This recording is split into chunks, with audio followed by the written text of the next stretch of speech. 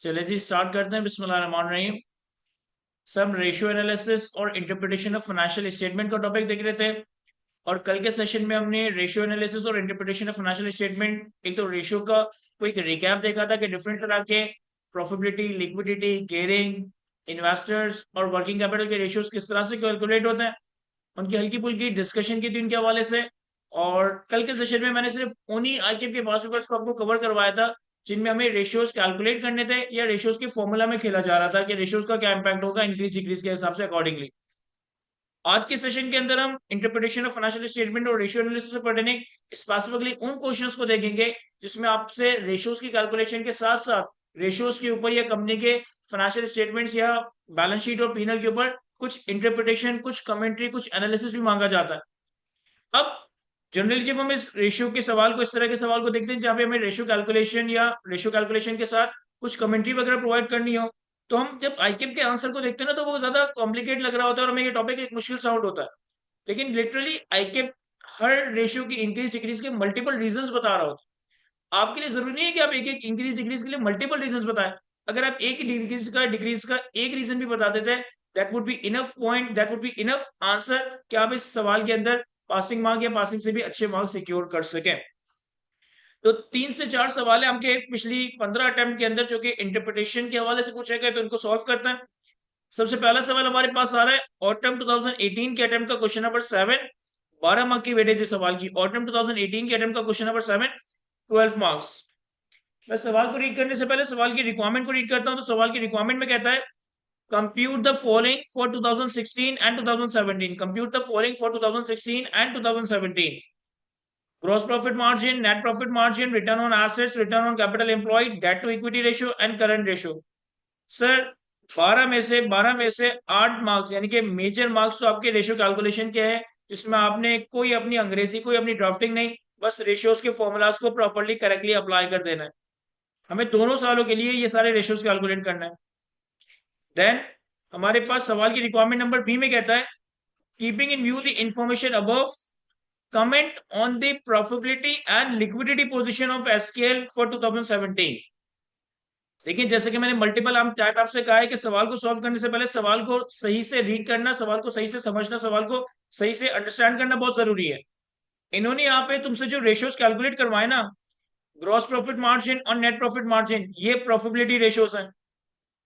Return on assets और return on capital employed, ये investor ratios हैं। डेट टू इक्विटी रेशियो, ये एक गियरिंग रेशियो है। और करंट रेशियो, ये एक लिक्विडिटी रेशियो है। यानी कि इन्होंने चार कैटेगरीज के हमसे यहाँ से रेशियोज कैलकुलेट करवाए। लेकिन इन्होंने जो तुमसे कमेंट्री मांगी है ना, वो सिर्फ प्रॉफिटेबिलिटी और लिक्विडिटी पोजीशन में मांगी है। तो अब अगर कोई बेध्यानी में इसका मतलब ना समझे कि प्रॉफिटेबिलिटी और लिक्विडिटी का मतलब क्या है, और वो सारे रेशियोज के ऊपर अपनी डिस्कशन प्रोवाइड करके आ जाए, तो इसका मतलब है कि अगर रिटर्न ऑन एसेट और रिटर्न ऑन कैपिटल एम्प्लॉयड पे उसने कुछ पूछा ही नहीं है, तो वहां पे कमेंट्री प्रोवाइड करने के अगेंस्ट कोई एडिशनल मार्क्स नहीं मिल रहा होगा, बस अपने आप को आप एग्जामिनर के सामने एक्सपोज कर रहे होंगे। यहाँ पे इसने गेयरिंग के हवाले से, डेट टू इक्विटी रेशियो के हवाले से कोई कमेंट नहीं मांगा। तो यहाँ पे अगर कोई गेयरिंग रेशियो के ऊपर कमेंट प्रोवाइड करके आ जाता है, तो you are just exposing yourself to the examiner. आपको इसके अगेंस्ट कोई एडिशनल मार्क्स नहीं मिलेंगे। इन्होंने प्रॉफिटेबिलिटी की बात की है, तो यस हम ग्रॉस प्रॉफिट मार्जिन, हम नेट प्रॉफिट मार्जिन पे बात करेंगे। इन्होंने लिक्विडिटी पे बात की है, तो यस सर हम करंट रेशियो पे बात करेंगे। और इन्होंने कहा है keeping in view the above information. Keeping in view the above information यानी कि जो सवाल में इंफॉर्मेशन है, इसको देखते हुए। तो इसका मतलब है कि जब मैं अपनी कमेंट्री प्रोवाइड कर रहा हूँ, तो यस मैं रेशियोज को देखूंगा, लेकिन साथ साथ मैं अपने फाइनेंशियल स्टेटमेंट्स का हॉरिजॉन्टल एनालिसिस भी करूंगा कि हमारे ग्रॉस प्रॉफिट, हमारा नेट प्रॉफिट लास्ट ईयर के मुकाबले मॉनिटरी टर्म में इंक्रीज हुआ या डिक्रीज हुआ है। जब मैं लिक्विडिटी पे बात करूंगा, तो यस मैं करंट रेशियो पे बात करूंगा, लेकिन करंट रेशियो के साथ साथ मैं कंपनी के लिक्विड एसेट्स को भी देख रहा हूँ कि करंट एसेट्स हमारे ओवरऑल इंक्रीज हुए या डिक्रीज हुए। तो अब रीड करते सवाल को। कहता है SK Limited deals in a single product. Following information, following are the summarized financial statement for the company for the year ended 31 दिसंबर 2017। हमारे पास स्टेटमेंट ऑफ फाइनेंशियल पोजीशन 2017 और 2016 पे अवेलेबल है। बैलेंस शीट पे हमारे पास fixed asset, current assets, capital, long term loan और current liabilities आ रहा है। स्टेटमेंट ऑफ P&L में हमारे पास यूनिट सोल्ड आ रहा है 39 मिलियन और 30 मिलियन की क्वांटिटी कितनी सेल की है। Sales, cost of sales, gross profit, selling and admin expense, finance cost और नेट प्रॉफिट आ रहा है। देन हमारे पास एडिशनल इंफॉर्मेशन में कहता है with affect from 1 January 2017। Sir हमारा ईयर एंड क्या है? 31 दिसंबर 2017। विद अफेक्ट फ्रॉम 1 जनवरी 2017 यानी कि साल के पहले दिन से selling prices were decreased by 5% to boost sales volume। selling prices were decreased by 5% to boost sales volume। Sir हमने सेलिंग प्राइस कम की है 5% से, ताकि हमारा सेल्स वॉल्यूम, ताकि हमारा मार्केट शेयर इंक्रीज हो सके। सर सेलिंग प्राइस का ताल्लुक कौन से रेशियो से होता है? सर सेलिंग प्राइस का ताल्लुक कौन से रेशियो से होता है? Sir gross profit. Gross profit आपके प्रोडक्ट की प्रॉफिटेबिलिटी बताता है। हम अपनी सेलिंग प्राइस को इंक्रीज डिक्रीज करें या हम अपनी cost of purchase, cost of production को इंक्रीज डिक्रीज करें, इसका डायरेक्ट इंपैक्ट आपके ग्रॉस प्रॉफिट पे आ रहा होता है। तो अगर हमने सेलिंग प्राइस डिक्रीज की है तो आइडियली हमारा ग्रॉस प्रॉफिट मार्जिन नीचे जाना चाहिए। आइडियली हमारा ग्रॉस प्रॉफिट मार्जिन नीचे जाना चाहिए। रेशियोज कैलकुलेट करेंगे तो समझ आ जाएगा। लेकिन इन्होंने कहा है कि हमने सेलिंग प्राइस क्यों कम की है? अपनी सेल्स वॉल्यूम को बढ़ाने के लिए। और अगर वो मैं देखूं तो मुझे यहाँ पे नजर भी आ रहा है कि पिछले महीने मैंने 30 मिलियन यूनिट सेल किए थे, अब मैंने 39 मिलियन यूनिट सेल किए। पिछले महीने मैंने 30 सॉरी पिछले साल मैंने 30 यूनिट्स बेचकर 300 मिलियन की सेल्स की थी। अब चूंकि मेरा वॉल्यूम बढ़ गया तो वॉल्यूम के नतीजे में मेरा सेल्स का मॉनेटरी अमाउंट भी इंक्रीज नजर आ रहा है। Then during the year 2017 suppliers demanded price increase of 4%। SKL resisted the price increase, but both parties agreed to reduce the credit period। कह रहे 2017 के साल में क्या हुआ कि जो हमारे वेंडर्स थे, जो हमारे सप्लायर्स थे ना, उन्होंने 4% का प्राइस इंक्रीज डिमांड किया। तो भाई रॉ मटेरियल महंगा हो गया, गुड्स महंगा हो गया, तो प्राइस को 4% से बढ़ा देनी चाहिए। कस्टमर की प्राइस की बात नहीं हो रही, जो मैं बाय करता हूँ, जो मेरी परचेजेस है उसकी प्राइस की बात हो रही है। कह रहे company resisted the price increase, लेकिन कंपनी ने इस प्राइस इंक्रीज को रेजिस्ट किया। कंपनी ने अपने वेंडर्स के साथ एग्री नहीं किया। लेकिन कंपनी ने इस बात पे एग्री कर लिया कि हम क्रेडिट पीरियड कम कर देते हैं। कंपनी ने इस बात पे एग्री कर लिया कि हम क्रेडिट पीरियड कम कर देते हैं। अब देखिए, अगर हमारा कॉस्ट इंक्रीज नहीं हुआ है तो इसका मतलब है कि कॉस्ट इंक्रीज ना होने की वजह से जीपी मार्जिन पे अफेक्ट नहीं आना चाहिए। जीपी मार्जिन पे सेल्स प्राइस का इफेक्ट तो आएगा, लेकिन कॉस्ट हमारी अनचेंज है, तो जीपी मार्जिन पे इफेक्ट नहीं आना चाहिए। लेकिन चूंकि हम क्रेडिट पीरियड रिड्यूस कर रहे हैं, चूंकि हम क्रेडिट पीरियड रिड्यूस कर रहे हैं, तो इसका मतलब है कि हमारा trade payable turnover, trade payable days decrease हो गया होगा। और चूंकि आप अपना क्रेडिट पीरियड डिक्रीज कर रहे हो, यानी कि उधारियों का पीरियड कम कर रहे हो, तो इसका मतलब है you would be paying more to the suppliers. और अगर आप अपने सप्लायर्स को ज्यादा पे करो तो इसका मतलब है अल्टीमेटली आपके करंट एसेट्स कम हो गए होंगे, आपका करंट रेशियो डिक्रीज हो रहा होगा। मैं रेशियोज कैलकुलेट करने से पहले ही इस इंफॉर्मेशन को देखकर पॉसिबल इंप्लीकेशन अपने जहन में सोच लेता हूँ कि यार अगर ये हुआ है ना तो ये हुआ होगा, अगर ये हुआ है ना तो इसका इम्पैक्ट यहाँ यहाँ आया होगा। एंड पॉइंट नंबर 3 में कहता है एसकेएल had been running its business in a rented building whose annual rent was 15 million। कह रहे हम अपना बिजनेस जो है ना,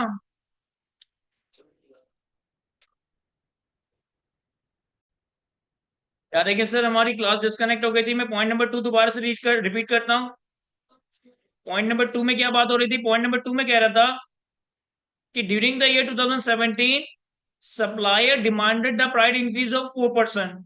हमारे जो वेंडर्स हैं, हमारे जो सप्लायर्स हैं, जिनसे हम गुड्स या रॉ मटेरियल वगैरह खरीदते हैं, उन्होंने 4% का प्राइस इंक्रीज डिमांड किया, but company resisted the price increase.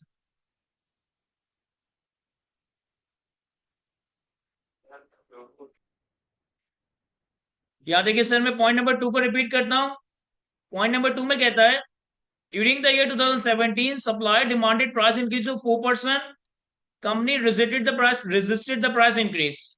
कह रहे 2017 के साल में हमारे सप्लायर्स, यानी कि हमारे वेंडर्स, हमारे सप्लायर्स जिनसे हम रॉ मटेरियल और गुड्स वगैरह परचेज करते हैं, उन्होंने 4% का प्राइस इंक्रीज डिमांड किया, but our company resisted the price increase. लेकिन हमने अपने वेंडर्स को प्राइस इंक्रीज से रोक दिया। लेकिन both parties agree to reduce the credit price period. हमने अपने वेंडर्स को कहा कि प्राइस मत बढ़ाएं, आप हमें पहले 100 दिन की उधारी पे माल देते थे, हम आपको 50 दिन में पेमेंट कर देंगे। आप पहले हमें 60 दिन की उधारी पे माल देते थे, हम आपको 60 दिन के अंदर पेमेंट कर 30 दिन के अंदर पेमेंट कर देंगे। तो हमने प्राइस इंक्रीज को तो रेजिस्ट किया, लेकिन हमारा क्रेडिट पीरियड इसके नतीजे में हमें कम करना पड़ा।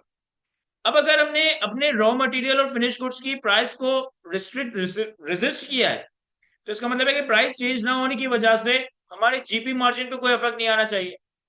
लेकिन अगर हमारा क्रेडिट पीरियड कम हो गया है तो इसका मतलब है कि हमारा trade payable number of days, trade payable turnover decrease हुआ होगा, हमारा वर्किंग कैपिटल साइकिल इंक्रीज हुआ होगा। और चूंकि trade payable number of days increase हुआ है, हमें अपने वेंडर्स को ज्यादा पे करना पड़ रहा है, तो इसका मतलब है कि हम अपना कैश थोड़ा ज्यादा तेजी से यूटिलाइज कर रहे होंगे, यानी कि हमारे करंट एसेट्स में कमी आई होगी, यानी कि हमारे करंट रेशियो में भी कमी आई होगी। मैं रेशियोज की कैलकुलेशन से पहले ही सवाल की जो इन्फॉर्मेशन है उसको इवेलुएट कर रहा हूं कि इसका इंपैक्ट कहां कहां पॉसिबल चीजों पे आ सकता है। देन पॉइंट नंबर 3 में कहता है company had been running a business in rented apartment whose annual rent was 15 million. Company had been running a business in rented apartment whose annual rent was 15 million. During the year, company purchased this building for rupees 200 million. Funds were arranged partially through long-term loan and useful life of the building is estimated at 40 years. कह रहे पहले हम अपना business एक rented building में operate कर रहे थे जहां के एनुअल रेंट कितना था, 15 मिलियन। 2017 में हमने ये बिल्डिंग 200 मिलियन की खरीद ली, और इस 200 मिलियन की बिल्डिंग को खरीदने के लिए कुछ पैसे होंगे हमारे पास, बाकी पैसे हमने एक लॉन्ग टर्म लोन से अरेंज किए।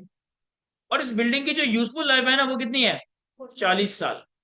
अब देखिए केयरफुली हमें समझना है, सर अगर आप एक रेंटेड बिल्डिंग से अपनी बिल्डिंग में आ गए, अगर आप एक रेंटेड बिल्डिंग से अपनी बिल्डिंग में आ गए तो आपका 15 मिलियन का रेंट सेव होगा, आपका 15 मिलियन का रेंट सेव होगा। लेकिन अब आपने वो बिल्डिंग खरीद ली है, तो आपने चूंकि वो बिल्डिंग 200 मिलियन की खरीद ली है, तो आपके ऊपर 200 डिवाइडेड बाय 40, 5 का डेप्रिसिएशन एक्सपेंस आएगा हर साल। 200 की बिल्डिंग खरीदी, 40 साल की यूजफुल लाइफ है, तो 200 डिवाइड बाय 40, 5 का डेप्रिसिएशन एक्सपेंस आएगा हर साल। और आपने ये जो 200 मिलियन की बिल्डिंग खरीदी ना, तो आपने partially long term loan use किया है, यानी पार्शियली लॉन्ग टर्म लोन से पैसा अरेंज किया है, यानी पार्शियली अपना पैसा खर्च किया है। तो जब पार्शियली अपना पैसा खर्च किया है तो आपके करंट एसेट्स में कमी आई होगी, आपका करंट रेशियो कम हो रहा होगा। और चूंकि आपने लॉन्ग टर्म लोन से बाकी का पैसा लिया तो आपके लॉन्ग टर्म लोन इंक्रीज हुए होंगे। लॉन्ग टर्म लोन इंक्रीज होने का मतलब है कि हमारी डेट्स इंक्रीज हुई होगी, हमारा डेट टू इक्विटी रेशियो में डेट का नंबर इंक्रीज होने की वजह से हमारा debt to equity ratio increase हो गया होगा। और इस डेट के ऊपर हमारा इंटरेस्ट एक्सपेंस भी आ रहा होगा। इंटरेस्ट एक्सपेंस कितना आ रहा होगा, सर अगर हम गौर करें, अगर हम गौर करें, लास्ट ईयर तक 100 मिलियन का लोन ऑलरेडी था, और लास्ट ईयर तक जो 100 मिलियन का ऑलरेडी लोन था उसमें इंटरेस्ट कितना था, 8। इस साल हमारा लोन 100 से बढ़कर 170 हो गया। तो अपेरेंटली ऐसा लग रहा है, अपेरेंटली ऐसा लग रहा है कि मैंने 70 का एडिशनल लोन लिया है इस बिल्डिंग को परचेस करने के लिए। 70 की इस एडिशनल लोन की वजह से मेरा इंटरेस्ट कितने से बढ़ रहा है, सर इंटरेस्ट आपका 8 से बढ़कर 13 हो रहा है। यानी कि ये बिल्डिंग को खरीदने वाली जो आपने हरकत की है, इससे आपका 15 का रेंट तो सेव होगा, लेकिन 5 का डेप्रिसिएशन एक्सपेंस आपके पास आएगा, और 5 का आपके पास इंटरेस्ट एक्सपेंस आएगा। डिस्पाइट दिस, अगर मैं ओवरऑल पोजीशन देखूं तो 15 रुपए बच रहे हैं, 10 रुपए का बर्डन आ रहा है, यानी कि स्टिल ओवरऑल बेसिस पे, नेट बेसिस पे मेरा फायदा ही हो रहा है। नेट बेसिस पे मेरा फायदा हो रहा है तो मेरा प्रॉफिटेबिलिटी यानी कि इंक्रीज हो रही होगी। Then 75% of the selling and administrative cost incurred in 2016 was fixed। कह रहा है आपकी जो ये selling and admin expense cost है ना, इसका 75% फिक्स्ड है, इसका 75% फिक्स्ड है। इसका मतलब क्या है, इसका मतलब यह है कि अगर तुम्हारा रेवेन्यू बढ़ता है, अगर तुम्हारा सेल्स वॉल्यूम बढ़ता है, अगर तुम्हारा ग्रॉस प्रॉफिट बढ़ता है, और 75% सेलिंग एंड एडमिन एक्सपेंस तो फिक्स्ड है, तो इसका मतलब है कि अब तुम्हारे पास ज्यादा हेल्दी ग्रॉस प्रॉफिट होगा अपने फिक्स कॉस्ट को एब्जॉर्ब करने के लिए। सिर्फ 20%, 25% selling and admin expense variable है, जो कि सेल्स के बढ़ने के साथ, सेल्स वॉल्यूम के बढ़ने के साथ इंक्रीज होंगे। 75% तो अनचेंज रहेंगे। जब वो 75% अनचेंज रहेंगे और आपका वॉल्यूम, आपका रेवेन्यू, आपका ग्रॉस प्रॉफिट बढ़ रहा है, तो इसका मतलब है कि हमारी ओवरऑल प्रॉफिटेबिलिटी इससे बढ़ रही होगी, हमारा जो नेट प्रॉफिट मार्जिन है इससे इंक्रीज हो रहा होगा। अभी मैंने रेशियोज कैलकुलेट नहीं किए, लेकिन जो यहाँ इंफॉर्मेशन थी ना, उसका इंपैक्ट मुझे फेस पे नजर आ रहा है, उसका इंपैक्ट मुझे फेस पे नजर आ रहा है। कैसे, सर ग्रॉस प्रॉफिट भी बढ़ गया, सेल्स भी बढ़ गई, वॉल्यूम भी बढ़ गया, नेट प्रॉफिट बढ़ गया। रेशियोज तो भी हमने कैलकुलेट करने हैं। अब पहले जो इन्होंने हमसे कहा है कि मुझे 2016 और 2017 के रेशियोज कैलकुलेट कर दो, तो पहले मैं रेशियोज कैलकुलेट कर लेता हूं। ऑटम 18 की अटेम्प्ट का क्वेश्चन नंबर 7।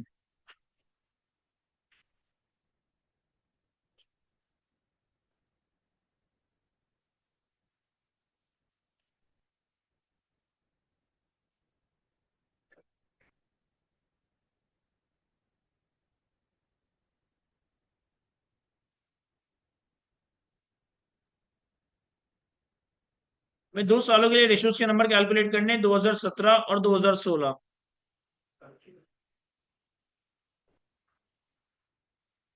कौन कौन से रेशियोज कैलकुलेट करना है? सर एक है हमारे पास gross profit margin.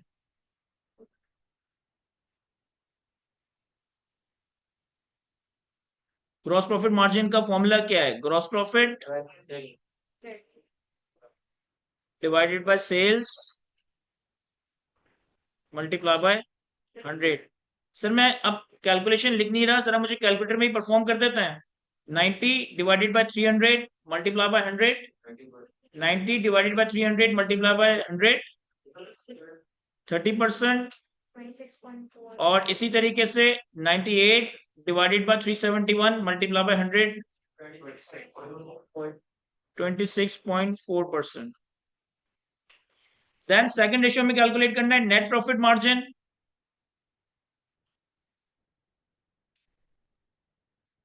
Net profit margin का फॉर्मूला है हमारे पास net profit divided by sales into 100। Sir अगर मैं कैलकुलेटर में डायरेक्टली कैलकुलेट करूं तो 22 divided by 300 divided bye 100 multiply by 100, 7.33%। And then 30 divided by 371 multiply by 100, 8.08%। फिर हमें तीसरा रेशियो कैलकुलेट करना है return on assets.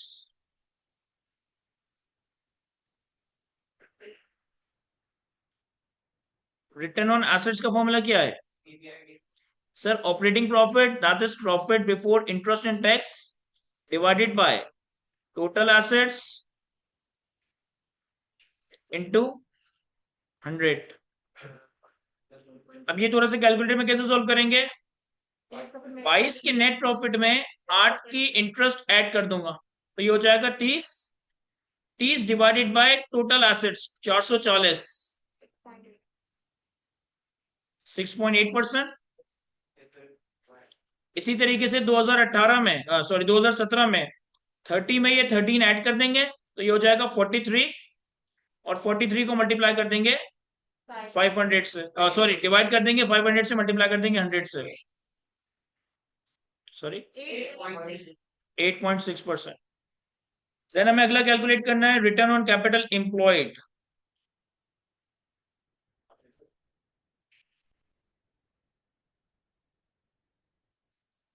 Sir return on capital employed का फॉर्मूला क्या हमारे पास? Again profit before interest and tax divided by capital employed multiply by 100। Capital employed calculate करने के लिए या तो आप equity plus long term debt ले लें, या दूसरा तरीका यह है कि आप अपने टोटल एसेट से करंट लायबिलिटीज माइनस कर दें। सर ये कैलकुलेटर में कैसे सॉल्व होगा? 22 का नेट प्रॉफिट प्लस 8 का फाइनेंस कॉस्ट तो ये हो जाएगा 30 डिवाइडेड बाय कैपिटल है 260 और लॉन्ग टर्म डेट है 100 तो डिवाइडेड बाय 360 और मल्टीप्लाई बाय 100, 8.33%। देन 2017 में 30 प्लस 13 43 हो गया। 43 डिवाइडेड बाय 280 प्लस 170, इन दोनों का टोटल जो भी है उसे डिवाइड करेंगे तो कितना? 9.55। इसके बाद हमें debt to equity ratio calculate करना है।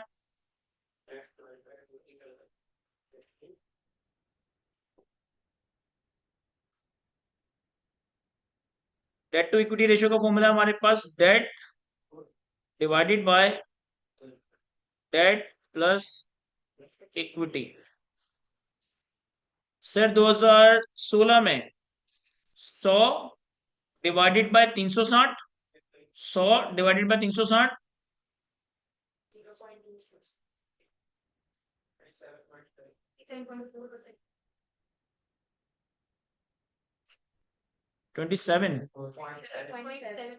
27.7%।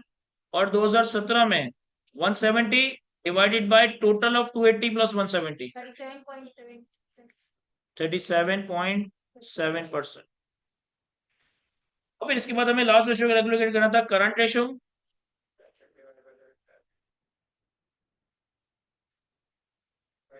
करंट रेशियो का फॉर्मूला है current assets divided by current liabilities. अच्छा, ये भी बड़ा जरूरी है कि आपसे जब रेशियोज कैलकुलेट करवाए ना, तो आपको ये बात पता हो कि कौन सा रेशियो परसेंटेज में कैलकुलेट होता है, कौन सा रेशियो टाइम्स में कैलकुलेट होता है, कौन सा रेशियो डेज में कैलकुलेट होता है, कौन सा ratio this is to this calculate होता है। करंट रेशियो हम कैसे कैलकुलेट करेंगे? 200 डिवाइडेड बाय 80, तो ये हो जाएगा 2.5:1। और इसी तरह 2017 में 90 डिवाइडेड बाय 50, 1.8:1। तो ये हमारे सवाल का एक हिस्सा कंप्लीट हो गया। 8 मार्क्स का पार्ट हमने कंप्लीट कर लिया। पार्ट बी में हमें कहता है, देखो 4 मार्क्स के लिए कह रहा है ना, तो 4 मार्क्स के लिए अगर तुम 4 रीजंस भी दे देते हो ना, that's are more than enough कि तुम 4 मार्क्स इसमें सिक्योर कर लोगे। तुम्हें 10-15 बातें लिखने की जरूरत नहीं है। और सवाल में इतना डाटा है कि मैं 10 पॉइंट्स भी निकाल सकता हूँ। लेकिन 4 मार्क्स के लिए आप एग्जाम में खाली 4 रीजंस भी बता देते, दैट्स गुड। कहता है comment on the probability, comment on the probability.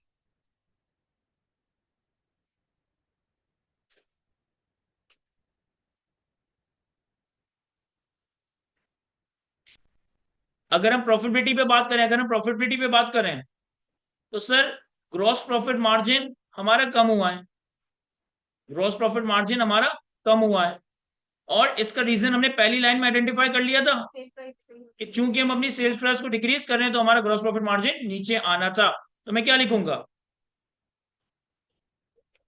GP margin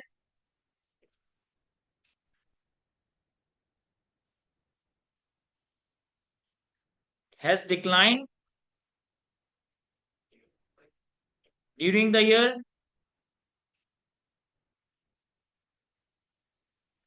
due to the fact due to the fact that sales price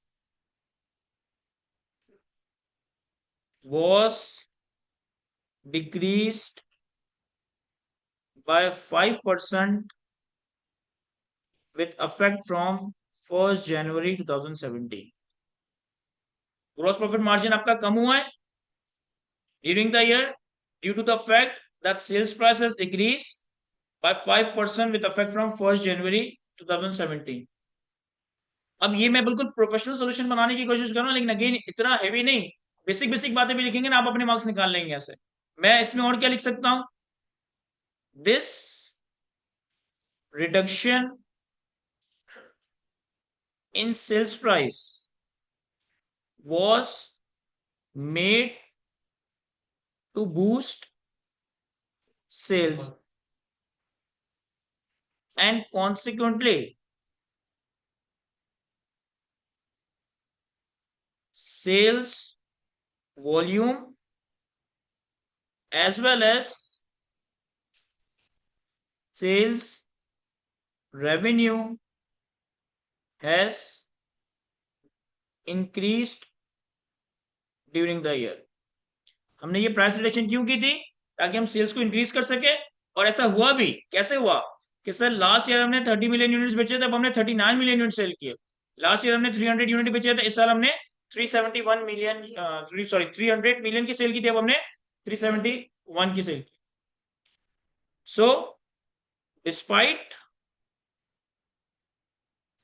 GP margin has declined, but gross profit has increased by। Sir last year gross profit 90 था, अब कितना हो गया? 98। तो तुम 8 million लिख दो यहाँ पे चल जाएगा, या 8 divided by 98 minus 90 divided bye 90, 8.8%। मैंने बताया कि जीपी मार्जिन कम हुआ है, लेकिन ग्रॉस प्रॉफिट जो है वो हमारा 8.8% से बढ़ गया। सर और क्या लिखेंगे?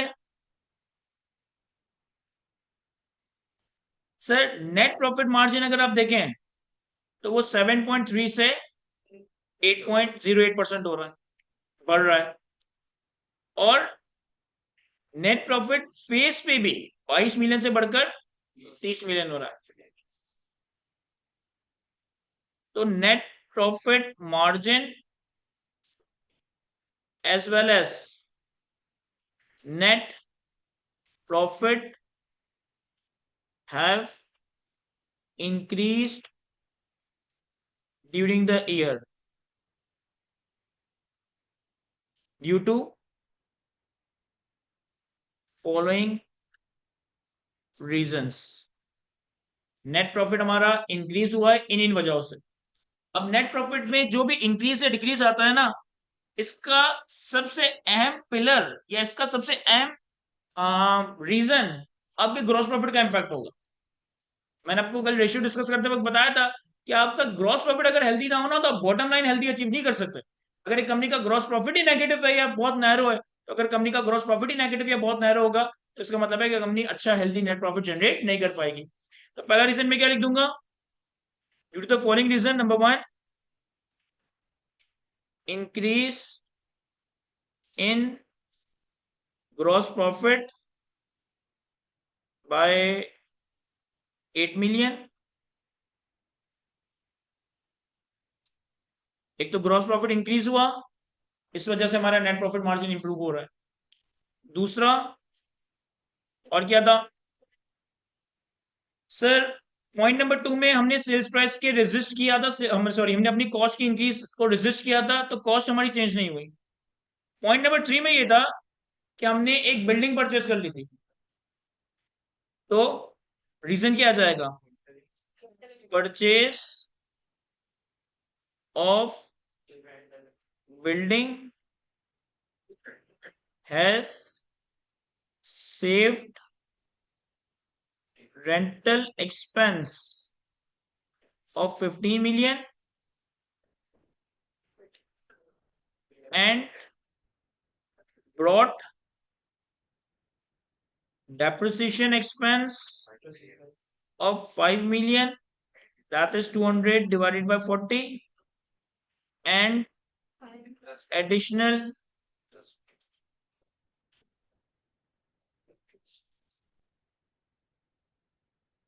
interest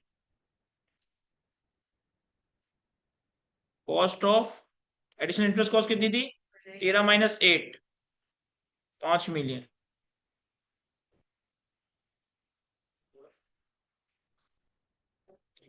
तो तुम्हारा जो नेट प्रॉफिट मार्जिन इंक्रीज हुआ है, एक तो ग्रॉस प्रॉफिट की मॉनिटरी अमाउंट बढ़ने से इंक्रीज हुआ है, दूसरा हमने जो बिल्डिंग परचेस की ना, इसने हमारा 15 मिलियन का रेंट एक्सपेंस सेव किया, मगर 5 मिलियन का डेप्रिसिएशन और 5 मिलियन का इंटरेस्ट एक्सपेंस लेकर आया। So overall this improve the net profit। क्योंकि 15 मिलियन से एक्सपेंस है वो के सिर्फ 10 मिलियन का एडिशनल एक्सपेंस आ रहा है, तो ओवरऑल हमारा नेट प्रॉफिट इंक्रीज होगा। और कुछ है यहाँ पे sir? 75% selling and admin expenses fixed है। One more reason, since 75% of selling and admin expense are fixed,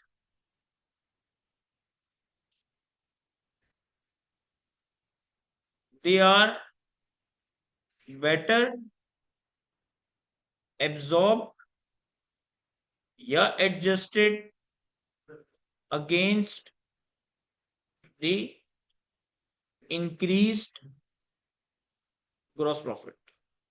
क्योंकि 75% सेलिंग और एडमिन एक्सपेंस तो फिक्स्ड है, तो ये ज्यादा बेहतर तरीके से एडजस्ट हो सके, एब्जॉर्ब सके, हमारा जो ग्रॉस प्रॉफिट इंक्रीज हुआ है। अब इतना कुछ नहीं, लेकिन इसमें से तुम खाली ये वाली बात भी पिक कर लो, या एटलीस्ट ये वाली बात भी लिख दो। चलो इस बात पे तो शायद पूरे मार्क्स ना मिले, लेकिन अगर तुमने सिर्फ ये वाला पॉइंट भी पिक कर लिया, आपने अपना एक मार्क यहाँ पे सिक्योर कर लिया। सर मेरे ख्याल प्रॉफिटेबिलिटी पे इतनी बातें बहुत हैं। इसके बाद दूसरा में बात करनी थी लिक्विडिटी के ऊपर।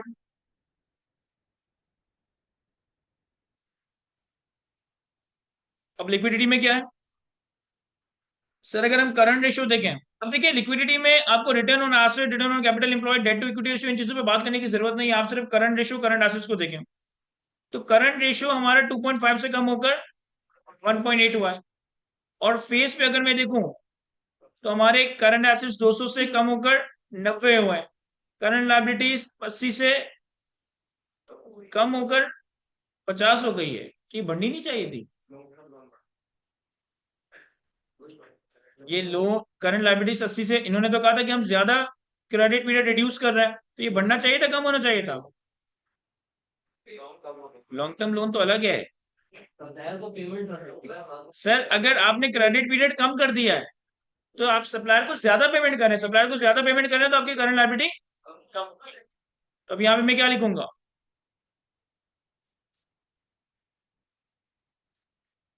Current ratio has decreased during the year because of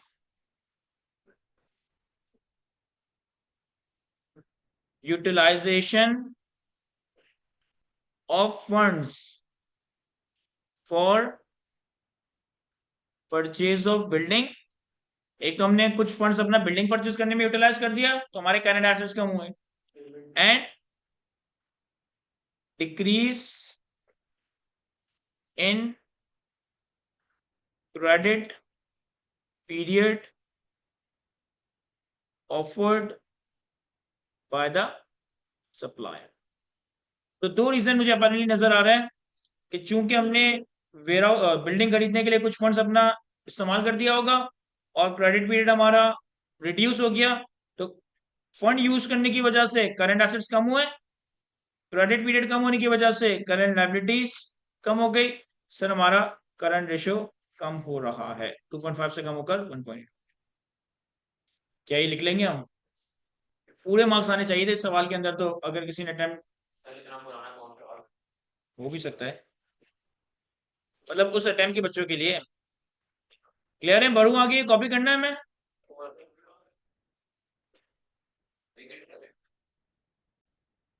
अगले सवाल पे आते हैं।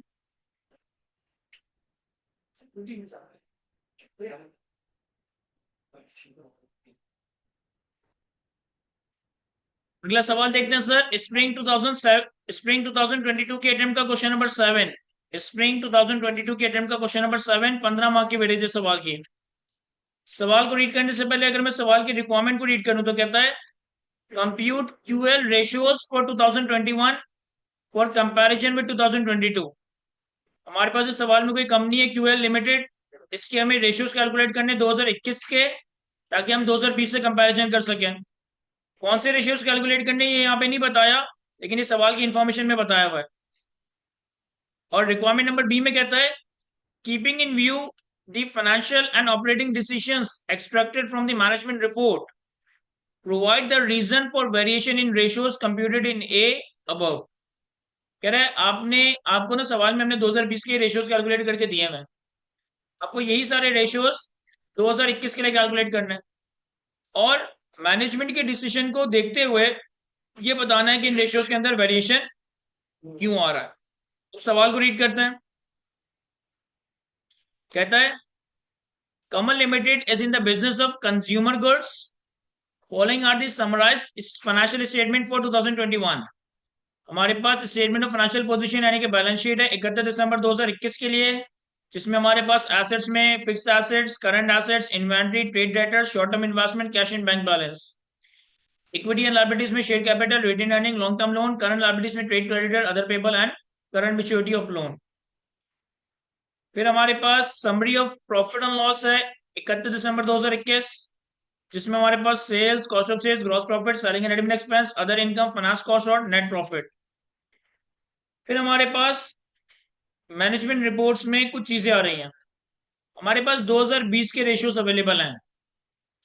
कौन कौन सा? Gross profit, net profit, interest cover, inventory holding period, return on non current assets, debtors turnover, credit payment period and asset test यानी कि क्विक रेशियो। कहता है important financial and operating decisions taken during the year 2021 are as follow. Point number 1, company renewed a large contract with a customer. In the renewed contract, extended credit terms were given to the customer. कह रहा है एक large customer है, जैसे हमारा एक contract renew हुआ और इस नए रिन्यूड कॉन्ट्रैक्ट में हमारे कस्टमर को हमने एक्सटेंडेड क्रेडिट टर्म दिए। देखिए यहाँ कोई प्राइसिंग की बात नहीं की, क्या सिर्फ और सिर्फ बात की है कि इस कॉन्ट्रैक्ट में आप अपने कस्टमर को ज्यादा क्रेडिट पीरियड दे रहे हैं। तो ज्यादा क्रेडिट पीरियड देने का मतलब है तुम्हारे इन्वेंट्री टर्नओवर डेज, सॉरी तुम्हारे trade receivable turnover days increase हो रहे होंगे। फिर कहता है a major supplier agreed to reduce the price by 10% on the condition of cash purchases only. This helped company to avoid increase in price of its product despite increase in price by the competitors. अब ये बहुत सारी बातें कह रहा है हमारा जो मेजर सप्लायर है ना, उससे हमने 10% प्राइस रिड्यूस एग्री करवा ली, इस शर्त पे कि हम उससे परचेजेस सिर्फ कैश में करेंगे। अभी सिर्फ इस जुमले को मैं रीड करता हूँ। इस जुमले में हमें दो तीन चीजें मिल रही हैं। सर अब हम कैश परचेज करेंगे अपने मेजर सप्लायर से, तो यानी कि हमारा ट्रेड पेबल का बैलेंस, यानी कि हमारे trade payable number of days increase हो रहे होंगे, सिग्निफिकेंटली कम हो रहे होंगे। लेकिन इस कैश परचेज के नतीजे में आपकी प्राइसेस, आपकी कॉस्ट 10% से कम हो गई। कॉस्ट 10% से कम होने का मतलब है कि ग्रॉस प्रॉफिट मार्जिन बनना चाहिए। ग्रॉस प्रॉफिट मार्जिन और नेट प्रॉफिट मार्जिन, बाकी सारे ये चीजें बेहतर होनी चाहिए। और इसका एक और इम्पैक्ट है, करंट एसेट्स बढ़ रहे होंगे, कम हो रहे होंगे? कम हो रहे होंगे, क्योंकि आप ज्यादा कैश बर्न कर रहे होंगे अपने कैश परचेज में। फिर आगे कहता है this reduction help company to avoid increase in prices of its product despite increase in price by the competitors.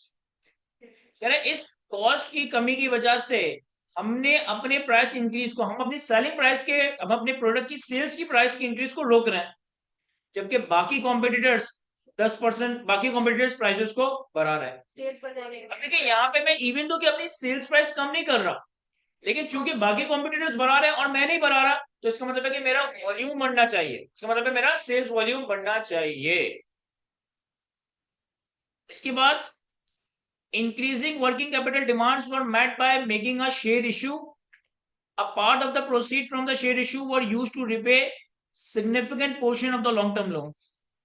कह रहे हैं हमने अपनी वर्किंग कैपिटल डिमांड को मीट करने के लिए, क्योंकि अब हमें कैश में परचेज करनी पड़ रही है, हमने एक लार्ज कॉन्ट्रैक्ट के कस्टमर को क्रेडिट टर्म देना पड़ रहा था, हमें वर्किंग कैपिटल में और पैसा चाहिए, तो हमने शेयर इशू किए। और शेयर इशू से जो पैसा आया है ना, उससे हमने अपना significant portion of long term loan repay कर दिया। उससे हमने अपना significant portion of long term loan repay कर दिया। देखिए शेयर इशू की वजह से, शेयर इशू की वजह से आपके पास कैश आया होगा, तो आपके करंट एसेट्स बढ़ने चाहिए, आपका करंट रेशियो बढ़ना चाहिए। लेकिन हमारी दूसरी तरफ इक्विटी भी इंक्रीज हुई होगी, और हमने क्या करा कि जो कैश आया ना, उसमें से एक पोर्शन लोन को रिपे करने में इस्तेमाल कर दिया। तो देखिए इंपैक्ट कहां कहां जाएगा।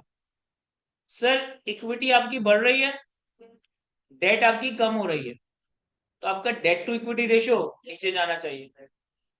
इक्विटी आपकी बढ़ रही है, डेट आपकी कम हो रही है, तो जो हम return on capital employed calculate करते हैं, उसमें डिनोमिनेटर में हमारे पास इक्विटी आ रहा होता है, तो वो हमारा थोड़ा रिटर्न ऑन कैपिटल एम्प्लॉयड अब कम हो रहा होगा इसकी वजह से। सर पीबीआईटी क्यों बढ़ेगा इससे? यस जबरदस्त, पीबीआईटी भी बढ़ेगा, लेकिन return on capital employed calculate करने के लिए हम पीबीआईटी रखते हैं न्यूमेरेटर में। तो पीबीआईटी रखोगे तो इंटरेस्ट सेव होने से profit before interest and tax पे कोई फर्क नहीं पड़ेगा। नेट प्रॉफिट बढ़ेगा, नेट प्रॉफिट बढ़ेगा क्योंकि इंटरेस्ट सेव होगा। Profit before interest and tax इस नंबर से नहीं फर्क पड़ेगा।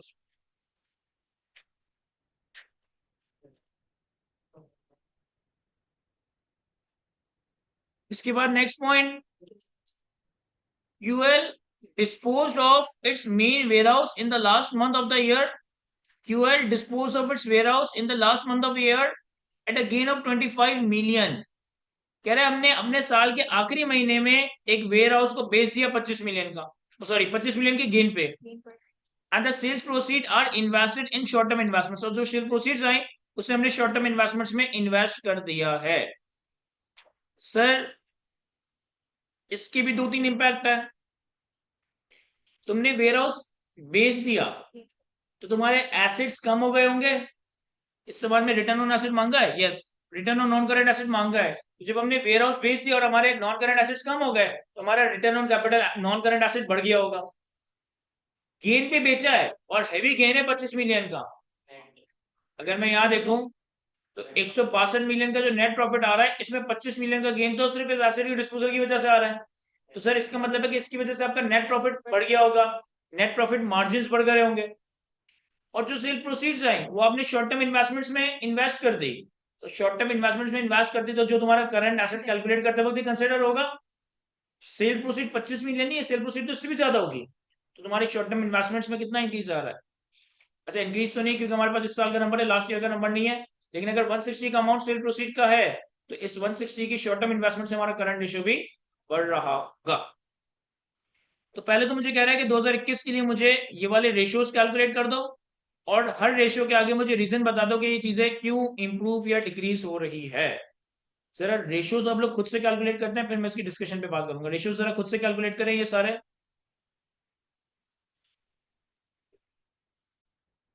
चले सर आगे बढ़ते हैं। तो आई होप कि आपने ये सारे रेशियोज 2021 के लिए कैलकुलेट कर लिए होंगे। मैंने भी ये सारे रेशियोज ऑलरेडी 2021 के लिए कैलकुलेट कर लिए और उसके कंपैरिजन के लिए मैंने 2020 की वो रेशियोज प्लॉट कर दिए हैं। अब इन्होंने कहा है कि ये सारे मैनेजमेंट के डिसीजंस हैं जो कि ड्यूरिंग द ईयर लिए गए, और हमें ये बताना है कि इन डिसीजंस को देखते हुए जो रेशियोज के अंदर वेरिएशन आ रहा है उसका रीजन क्या है। सबसे पहले हमारे पास आ रहा है gross profit. Sir gross profit margin आपका बढ़ रहा है, ग्रॉस प्रॉफिट मार्जिन आपका बढ़ रहा है। ग्रॉस प्रॉफिट मार्जिन बढ़ने का रीजन क्या हो सकता है? सर ग्रॉस प्रॉफिट मार्जिन बढ़ने का रीजन क्या हो सकता है? हमारी सेल्स बढ़ रही है। देखिए मैंने कल भी बताया था, ग्रॉस प्रॉफिट मार्जिन का सेल्स वॉल्यूम से कोई ताल्लुक ही नहीं होता। अगर सेल्स बढ़ रही है तो इससे ग्रॉस प्रॉफिट मार्जिन नहीं बढ़ेगा, इससे ग्रॉस प्रॉफिट मार्जिन नहीं बढ़ेगा। ग्रॉस प्रॉफिट मार्जिन बढ़ने के या कम होने के या चेंज होने के दो ही रीजन हो सकते हैं, या तो अपनी सेलिंग प्राइस इंक्रीज या डिक्रीज करें, या आप अपनी प्रोडक्शन कॉस्ट इंक्रीज या डिक्रीज करें। अब इन्होंने पॉइंट नंबर 1 में कहा था कि हमने एक नया कॉन्ट्रैक्ट, हमने एक अपने और पुराने कस्टमर के साथ कॉन्ट्रैक्ट रिन्यू किया है। इस पॉइंट में सेलिंग प्राइस की कोई बात नहीं की थी। पॉइंट नंबर 2 में कहा था कि हमारी कॉस्ट 10% से कम हो रही है, जिसकी वजह से हम सेल्स प्राइस, हमने अपनी सेलिंग प्राइस की इंक्रीज को अवॉइड कर रहे हैं, यानी कि अगेन हमारी सेल्स कम नहीं हो रही। तो सेल्स चेंज ही नहीं हो रही तो फिर ग्रॉस प्रॉफिट मार्जिन क्यों बढ़ रहा है? क्योंकि सर आपकी जो प्राइसेस है वो रिड्यूस हो रही है, आपकी जो प्राइसेस है वो रिड्यूस हो रही है। तो प्राइसेस रिड्यूस होने की वजह से हमारा जीपी मार्जिन बढ़ रहा है। तो यहाँ पे मैं रीजन में ये लिख दूंगा,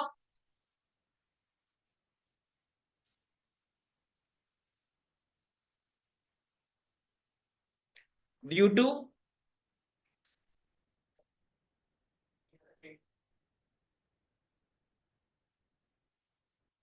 reduction in cost of purchase, due to reduction in the prices of raw material slash finished goods। क्योंकि हमारी प्राइस में कमी आ रही है रॉ मटेरियल फिनिश गुड्स की, इस वजह से हमारा जीपी मार्जिन बढ़ रहा है। सर नेट प्रॉफिट मार्जिन आपका सिग्निफिकेंटली बढ़ रहा है, नेट प्रॉफिट मार्जिन आपका सिग्निफिकेंटली बढ़ रहा है। तो पहला रीजन तो नेट प्रॉफिट मार्जिन के बढ़ने का क्या होगा कि ग्रॉस प्रॉफिट मार्जिन बढ़ रहा है, ग्रॉस प्रॉफिट मार्जिन बढ़ रहा है। और क्या रीजन हो सकते हैं? सर हमारे पास इस पॉइंट में तो रिन्यूअल की बात हो रही थी, तो मुझे अपेरेंटली पढ़ के ऐसा लग रहा है कि इस कस्टमर से पिछले साल भी सेल आती थी, इस साल भी सेल आती, कॉन्ट्रैक्ट रिन्यू हो गया। प्राइस हमारी, कॉस्ट हमारी कम हुई है, प्राइसेस हमारी कम हुई है, तो जीपी मार्जिन बढ़ा है, अकॉर्डिंगली नेट प्रॉफिट मार्जिन बढ़ा है। वर्किंग कैपिटल के अगेंस्ट हमने शेयर इशू किया, और शेयर इशू करके हमने लॉन्ग टर्म लोन को रिपे कर दिया, तो यहाँ पे हमारा इंटरेस्ट कॉस्ट सेव हो रही होगी, यहाँ पे हमारी इंटरेस्ट कॉस्ट सेव हो रही होगी।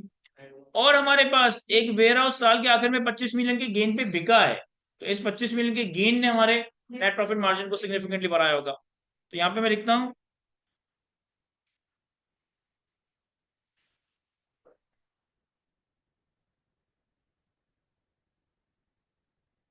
Due to the following reasons. कौन कौन से? Number one, increase in GP margin,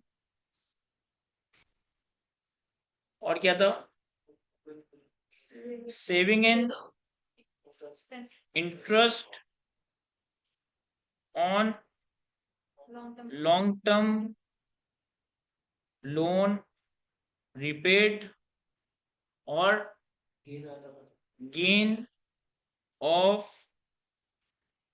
rupees 25 million on sale of your disposal of warehouse। सही है सर। इंटरेस्ट कवर हमारा सिग्निफिकेंटली बढ़ रहा है, इसका क्या रीजन होगा? देखिए, इंटरेस्ट कवर का फॉर्मूला क्या होता है? Profit before interest and tax divided bye interest cover. तो अगर न्यूमरेटर बढ़ेगा तो तुम्हारा इंटरेस्ट कवर बढ़ेगा, डिनोमिनेटर घटेगा, कम होगा, तो भी तुम्हारा इंटरेस्ट सेव होगा। तो अब यहाँ पे due to,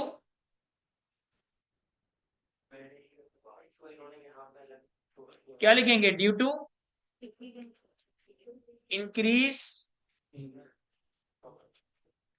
in net profit margin,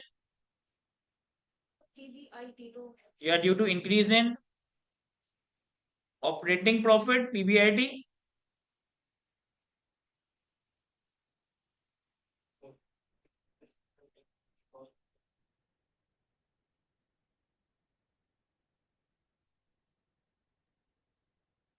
and reduction in interest expense या फाइनेंस कॉस्ट। क्या ये समझ आ रहा है सबको? पक्की बात है ना? इसके बाद inventory turnover days. Inventory turnover days हमारे कम हो रहे हैं, इन्वेंट्री टर्नओवर डेज हमारे कम हो रहे हैं। इसका रीजन क्या होगा? देखो, एक कस्टमर के साथ कॉन्ट्रैक्ट रिन्यू हो रहा है, तो मुझे इस बात को पढ़कर ये लग रहा है पिछले साल भी ये सेल्स थी, अब ये कॉन्ट्रैक्ट नहीं हो गया, इस साल भी सेल्स है, पिछले साल भी ये सेल्स थी, इस साल भी ये कॉन्ट्रैक्ट है। दूसरे में कह रहा है कि हम अपनी कॉस्ट को 10% से कम कर रहे हैं, जिसकी वजह से हम अपनी प्राइस इंक्रीज को रोक रहे हैं, हम अपनी सेलिंग प्राइस इंक्रीज को रोक रहे हैं, जबकि कॉम्पिटिटर्स 10% से प्राइस बढ़ा रहे हैं।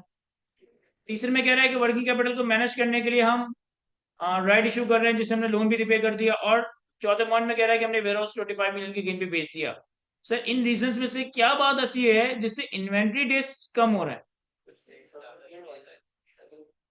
सेकंड पॉइंट, सेकंड पॉइंट में क्या बात?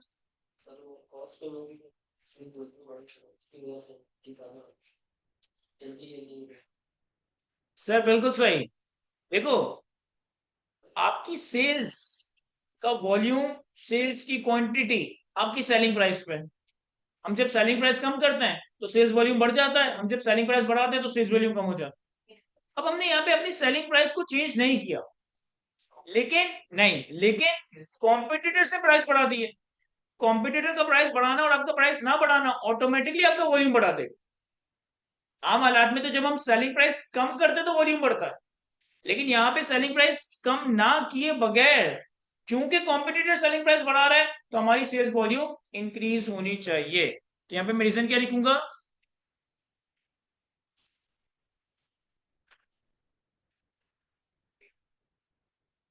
Due to increase in sales volume achieved by not increasing the selling prices as compared to our competitors. कह रहे हैं हमने सेल्स वॉल्यूम का हमने बताया कि हमने सेल्स वॉल्यूम में इंक्रीज अचीव किया होगा, और सेल्स वॉल्यूम में इंक्रीज क्यों अचीव किया होगा, क्योंकि हमने अपनी सेलिंग प्राइसेस को नहीं बढ़ाया। तो हमने सिर्फ अपनी सेलिंग प्राइसेस को नहीं बढ़ाया, दूसरे कॉम्पिटिटर ने बढ़ाया, इस वजह से हमारा सेल्स वॉल्यूम इंक्रीज हुआ। फिर return on non current asset, return on non current asset sir double हो गया, तकरीबन डबल से भी ज्यादा, डबल से भी ज्यादा हो गया है। क्यों? एक तो तुम्हारा ऑपरेटिंग प्रॉफिट बढ़ा है। देखो जब तुमने बोला ना ऑपरेटिंग प्रॉफिट बढ़ा है, तो तुम्हें इसकी रीजनिंग में जाने की जरूरत नहीं, क्योंकि तुम ऑलरेडी यहाँ लिख चुके हो। तो खाली इतना बता दिया कि भाई एक तो ऑपरेटिंग प्रॉफिट बढ़ा है, ये हम पहले ही बता चुके हैं क्यों बढ़ा है, और दूसरा वेयर हाउस बेचा है, तो warehouse non current asset से कम हो गया होगा। तो यहाँ पे हम क्या लिखेंगे?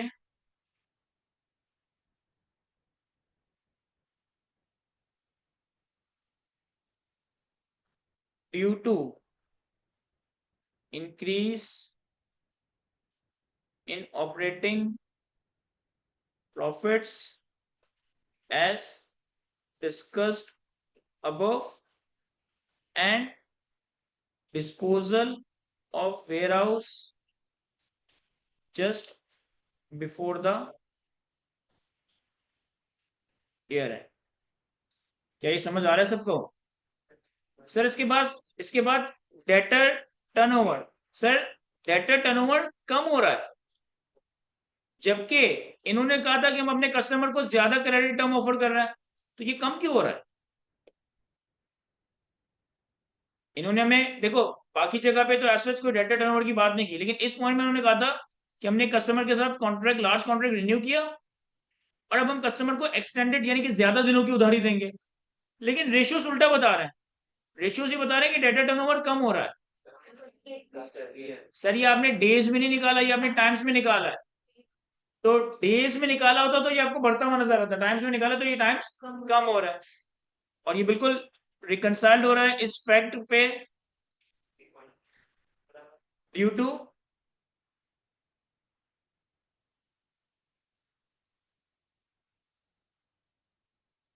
increase in credit term offered, क्या था ये, offered to a customer on renewal of large contract। Clear है?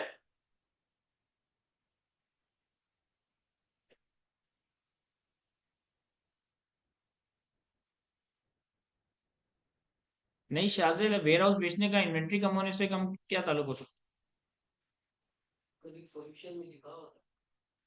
वेयर हाउस बेच दिया तो इन्वेंट्री कम हो गई।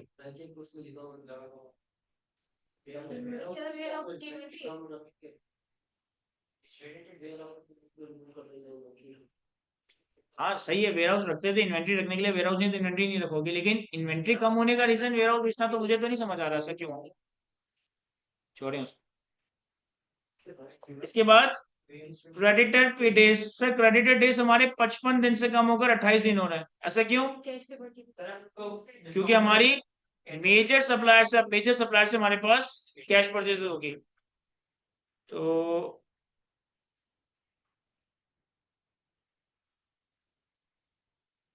Due to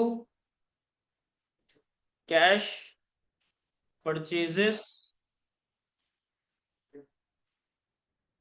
from our major supplier, और लास्ट है हमारा acid test ratio. Acid test ratio क्या, क्विक रेशियो, ये बढ़ रहा है हमारे पास, ये कैसे बढ़ रहा है? सर एक तो आपके पास जो वेयर हाउस बेचा ईयर एंड से पहले, उससे जो पैसा आया वो सारा इन्वेस्टमेंट में पार्क हो गया, तो इसी एक रीजन की वजह से इतना सिग्निफिकेंट बूस्ट आया है। मतलब और भी रीजन हो सकते हैं, लेकिन एक रीजन क्या है कि जो आपने वेयर हाउस बेचा तो वो सारा पैसा आपके पास कैश इन बैंक, और कैश इन बैंक से शॉर्ट टर्म इन्वेस्टमेंट में गया, तो आपके करंट एसेट शूट कर गए। दूसरा, आपने कैश परचेजेस शुरू कर दी, तो आपकी करंट लायबिलिटीज में तो अब कुछ भी नहीं है। मतलब क्रेडिटर वाली लायबिलिटीज का तो अमाउंट खत्म हो गया एक तरीके से मेजर सप्लायर का, तो करंट लायबिलिटीज भी खत्म हो रही। तो डिनोमिनेटर कम हो रहा है, न्यूमरेटर आपका बढ़ रहा है, तो अल्टीमेटली आपका क्विक रेशियो बढ़ रहा है। मैं यहाँ पे मेरे ख्याल एक रीजन भी लिख दूं, ये काफी है। Due to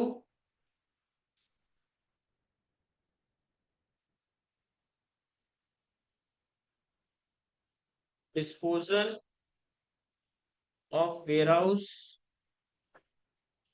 just before the year end. क्या ही समझ आता है मैं सर? तो यहाँ तक हमारे सवाल कंप्लीट हुआ जाता है। अगला सवाल देखते हैं। सर दो सवाल है और रेशियोज के, एक ऑटम 23 के अटेम्प्ट का क्वेश्चन नंबर 8 और एक ऑटम 24 की अटेम्प्ट का क्वेश्चन नंबर 7। मैं इन दोनों में से कोई एक सॉल्व करवा रहा हूँ, कंसिडरिंग कि हमें बाकी टॉपिक्स भी कवर करना है। जो आप कहेंगे वो करवा दूंगा। अच्छा, ये वाला जो सवाल है ना, ये वाला जो सवाल है ना, ये मोरलेस वैसा ही है जैसे हमने स्प्रिंग बाइस का सवाल किया। ये जो ऑटम 23 के अटेम्प्ट का क्वेश्चन नंबर 8 है ना, ये बिल्कुल वैसा ही सवाल है कि तुम्हें कुछ रेशियोज कैलकुलेट करके दिए मैं, कुछ की इवेंट्स बताए मैं, तुम्हें इन रेशियोज को करंट ईयर के लिए रिकैलकुलेट करना है, और हर रेशियो के अगेंस्ट तुम्हें रीजनिंग प्रोवाइड करनी है। तो इन रेशियोज को रिकैलकुलेट करोगे, सवाल के फैक्ट्स को देखोगे, और अकॉर्डिंगली हर किसी के ऊपर अपनी कमेंट्री प्रोवाइड कर दोगे। अब आगे बढ़ते हैं सर। हमारे पास बिल्कुल रिसेंट अटेम्प्ट का ऑटम 2024 के अटेम्प्ट का क्वेश्चन नंबर 7 है। 16 मार्क के बेटे जिस सवाल की, ऑटम 2024 के अटेम्प्ट का 7, 16 मार्क्स। पहले मैं सवाल की रिक्वायरमेंट को रीड करता हूं। कहता है, based on the financial statement for the year ended 30 June 2024 provided above, calculate the PL ratios in comparison with the benchmark ratios. कह रहा है फाइनेंशियल स्टेटमेंट्स को देखते हुए, 30 जून 2024 के फाइनेंशियल्स को देखते हुए आपने रेशियोज कैलकुलेट करने as compare to the benchmark ratios. ये बेंचमार्क रेशियोज हमें सवाल में यहाँ पे दिए हुए। पार्ट बी में कहता है, briefly describe the effect of each management decision on the PL ratio, indicating whether these actions would help or adversely affect the attainment of the benchmarks। Sir हमारे पास इस सवाल में मैनेजमेंट के कुछ रिसेंट डिसीजन दिए हैं, 1 2 3। हमें ये बताना है कि ये जो मैनेजमेंट के डिसीजंस हैं, इनका क्या इफेक्ट होगा हमारे रेशियोज के ऊपर, इनका क्या इफेक्ट होगा हमारे रेशियोज के ऊपर। इस डिसीजंस की वजह से हमारे ratios as compare to the benchmark बेहतर होंगे या बदतर होंगे, मैनेजमेंट के डिसीजंस का इंपैक्ट हमें बताना है। यानी कि यहाँ पे जो मुझे लग रहा है कि आपका लास्ट ईयर से कंपैरिजन नहीं हो रहा, तो करंट ईयर का फ्यूचर से कंपैरिजन हो रहा है। करंट ईयर में ये है, हमें फ्यूचर में ये अचीव करना है, जिसके लिए हम ये काम करने का सोच रहे हैं। आप हमें बताएं कि ये काम अगर हम करेंगे तो जो फ्यूचर में अचीव करना चाह रहे हैं, क्या वो अचीव कर पाएंगे या नहीं कर पाएंगे। अब सवाल की तरफ चलते हैं। कहता है, Pirashapur Limited, a growing company in the home appliances industry, has provided the following summarized financial statement। हमारे पास स्टेटमेंट ऑफ फाइनेंशियल पोजीशन है 30 जून 24 पे। इसमें हमारे पास property plant and equipment, inventory, trade receivable, cash and bank balance, share capital, share premium, retained earning, cumulative preference shares 20% redeemable, 10% irredeemable, long term loan और current liabilities आ रही है। फिर हमारे पास statement of profit and loss है 30 June 24 पे, जिसमें हमारे पास sales, cost of sales, gross profit, selling and administration, finance cost और नेट प्रॉफिट का नंबर आ रहा है। फिर हमारे पास कुछ एडिशनल इंफॉर्मेशन दी है। Details of ordinary shares issued during the year are as follow. हमने during the year ordinary shares issue किए हैं। 1 दिसंबर 23 पे, हमारा ईयर एंड क्या है, 30 जून 24। 1 दिसंबर 23 पे हमने 20% राइट शेयर इश्यू किए पार वैल्यू पे, and the share price immediately before the right issue was 32। 1 दिसंबर 2023 में हमने 20% राइट शेयर इश्यू किए पार वैल्यू पे, और जो शेयर प्राइस है बिफोर दिस राइट इश्यू वो 32 रुपए थी। एंड ऑन 1 मई 2024 PL issue 3.5 million shares at market value. और फर्स्ट में 2024 में हमने 3.5 मिलियन नए शेयर इशू किए मार्केट वैल्यू पे। पॉइंट नंबर 2 में कहता है PL did not declare dividend to preference share holders. Preference share holders का हमने during the year dividend declare नहीं किया। सर प्रेफरेंस शेयर्स कौन से थे? रिडीमेबल, इरिडीमेबल और क्यूमुलेटिव। तो क्यूमुलेटिव के केस में तो डिविडेंड डिक्लेयर करे ना करे कोई फर्क नहीं पड़ता। फिर कहता है a potential buyer has expressed interest in acquiring 100% shareholding of PL contingent dependent upon achieving the following benchmark ratios based on the financial statement for the year ended 30 जून 2025। कह रहे हैं पोटेंशियल बायर ने इंटरेस्ट शो किया है कि वो हमारी company की 100% शेयर होल्डिंग अचीव कर लेगा अगर हम 30 जून 2025 यानी कि अगले साल में ये बेंचमार्क रेशियोज अचीव कर लेते हैं। यहाँ पे हमारे पास ज्यादातर तो मतलब सारे तो रेशियोज ही दिए हुए, gross profit margin, net profit margin, return on assets, return on equity, gearing ratio, asset turnover in times. एक हमारे पास यहाँ पे ईपीएस का नंबर दिया हुआ है, यानी कि आपको करंट ईयर की ईपीएस भी कैलकुलेट करना पड़ेगी। तो वैसे तो हमारे एजेंडा में ईपीएस कैलकुलेट करना कल के दिन में, लेकिन देख लेंगे हम यहाँ भी कैलकुलेट कर लेंगे। फिर कहता है two recent management decisions to achieve the benchmark ratios, management of the company has made the following decisions in July 24। यानी कि साल खत्म होने के अगले महीने में, साल 30 जून 24 में खत्म हो गया, अगले महीने मैनेजमेंट ये डिसीजन ले रही है इस बेंचमार्क को अचीव करने के लिए। क्या कर रही है management? Purchase from a major supplier will now be made on cash to avail discount not available on credit purchase. कह रहे मैनेजमेंट ने सोचा है कि मैनेजमेंट जो है ना अपने सप्लायर से अब कैश में परचेस करेगी, क्रेडिट में परचेस नहीं करेगी। इसका फायदा क्या होगा? इसका फायदा ये होगा कि आपको नुकसान मिलेगा। इसका नुकसान क्या होगा? सॉरी, फायदा ये होगा कि आपको डिस्काउंट मिलेगा। इसका फायदा ये होगा कि आपको डिस्काउंट मिलेगा, नुकसान ये होगा कि अब आपका क्रेडिट पे नहीं माल कैश में परचेस। कहते हैं the increase working capital demand will be met by acquiring a bank overdraft facility. और जाहिर है जब हम माल कैश में खरीदेंगे तो हमें अपने वर्किंग कैपिटल के लिए ज्यादा पैसा चाहिए, तो हम क्या करेंगे? बैंक की ओवरड्राफ्ट फैसिलिटी इस्तेमाल कर लेंगे। The saving from the discount are expected to exceed the interest on the overdraft. देखें, पहले तुम क्रेडिट पे खरीदते थे, अब तुम कैश पे खरीदोगे, तो इससे होगा क्या कि तुम्हें डिस्काउंट मिल जाएगा। लेकिन दूसरी तरफ तुम्हारे पास तो पैसे नहीं है, तुम बैंक का ओवरड्राफ्ट इस्तेमाल करोगे। जब बैंक का ओवरड्राफ्ट इस्तेमाल करोगे तो उसमें सूद की कॉस्ट आएगी, उसमें इंटरेस्ट एक्सपेंस आएगा। लेकिन वो कह रहा है कि जो सेविंग होगी ना डिस्काउंट की, वो ज्यादा होगी एज कंपेयर टू इंटरेस्ट। तो ओवरऑल ये हमारे लिए फायदे वाली बात है। Point number 2, a further issue of redeemable preference shares will be made to the finance. Further issue of redeemable preference shares will be made to finance the installation of a solar system at the office premises. The saving in electricity costs are expected to exceed the dividend payment on these preference shares and depreciation on the solar system। कह रहे हैं हम ये सोच रहे हैं कि हम नए रिडीमेबल प्रेफरेंस शेयर्स इशू करें और रिडीमेबल प्रेफरेंस शेयर से जो पैसा आएगा ना उससे सोलर सिस्टम लगा लें। अब होगा क्या? रिडीमेबल प्रेफरेंस शेयर पे सूद आएगा और सोलर पेमेंट की डेप्रिसिएशन आएगी। लेकिन जब तुम अपनी बिजली बना रहे हो तो बिजली का बिल बच जाएगा। तो कहता है द सेविंग इन इलेक्ट्रिसिटी, जो आपकी बिजली का बिल बचेगा, exceed the dividend on preference shares, वो डिविडेंड के वो इस प्रेफरेंस शेयर के इंटरेस्ट से बढ़ता है, मतलब इंटरेस्ट से ज्यादा होगा, एज वेल एज डेप्रिसिएशन से भी ज्यादा होगा। मैं रिपीट करता हूं, हम ये सोच रहे हैं कि हम लोन लेकर सोलर सिस्टम लगा लें। अब जब आप लोन लेकर सोलर सिस्टम लगाओगे तो आपके पास लोन के अगेंस्ट इंटरेस्ट की कॉस्ट आएगी, सोलर सिस्टम की डेप्रिसिएशन की कॉस्ट आएगी। तो ये तो एक्सपेंसेस आएंगे, लेकिन बचत किसमें होगी? सर बचत ये होगी कि हमें बिजली का बिल नहीं देना पड़ेगा।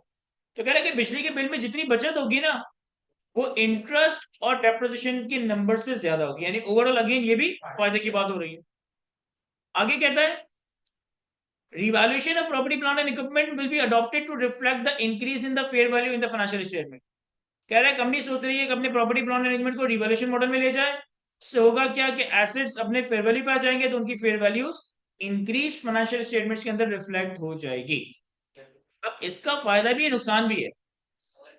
फायदा ये है कि तुम्हारे एसेट्स बढ़ जाएंगे, जब एसेट्स बढ़ेंगे तो तुम एंट्री क्या बनाते हो, asset debit revaluation surplus current, यानी कि इक्विटी भी बढ़ेगी, एसेट भी बढ़ रहे होंगे, इक्विटी भी बढ़ रही होगी, लेकिन तुम्हारे पास डेप्रिसिएशन एक्सपेंस अब ज्यादा आएगा, और डेप्रिसिएशन एक्सपेंस ज्यादा आएगा तो फिर अकॉर्डिंगली प्रॉफिट वगैरह नेगेटिवली अफेक्ट हो रहा हो। पहले तो हमें 9 मार्क्स के लिए इस सवाल में यही सारे रेशियोज को रिकैलकुलेट करना है, और फिर हमें ये बताना है कि मैनेजमेंट ये जो 3 काम करने जा रही है, इन 3 कामों का इन रेशियोज के ऊपर क्या इम्पैक्ट होगा। तो जरा पहले खुद से रेशियोज जल्दी से कैलकुलेट करते हैं, फिर मैं इसकी मैनेजमेंट डिसीजन के इम्पैक्ट को बताता हूँ।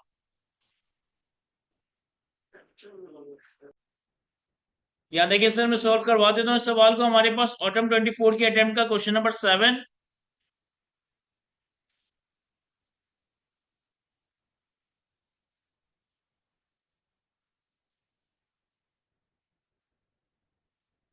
और कंपनी का नाम है प्रेशापुर।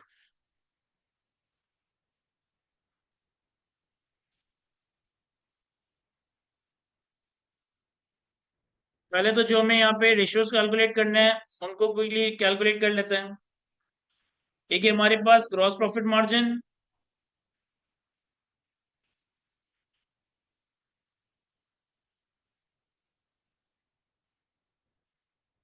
करंट ईयर है हमारा 2024, और हमें कुछ बेंचमार्क दिए हुए हैं।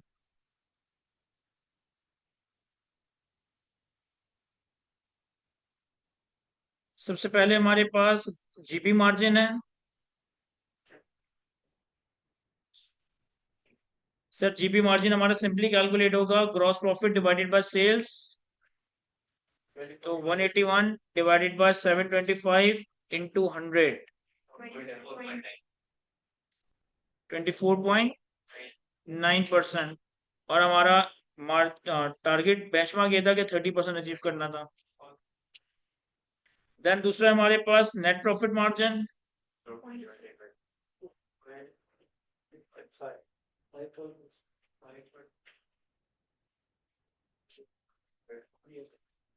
ये हम कैलकुलेट करेंगे net profit, that is 41 divided by sales,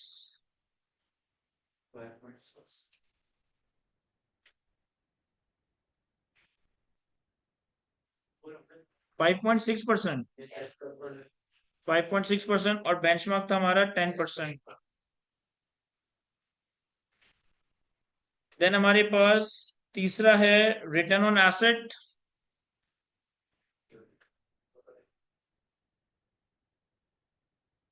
अब रिटर्न ऑन एसेट के लिए हमारे पास न्यूमरेटर में आएगा profit before interest and tax, profit before interest and tax, और डिनोमिनेटर में आएगा टोटल एसेट। तो प्रॉफिट है हमारे पास 41, और इंटरेस्ट कितना है 38, तो 41 plus 38 divided by total assets, total assets हमारे पास कितना है 742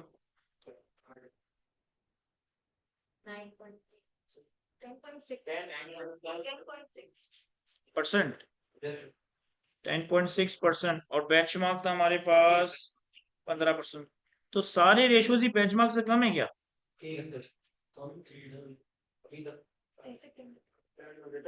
इसके बाद है हमारे पास रिटर्न ऑन इक्विटी।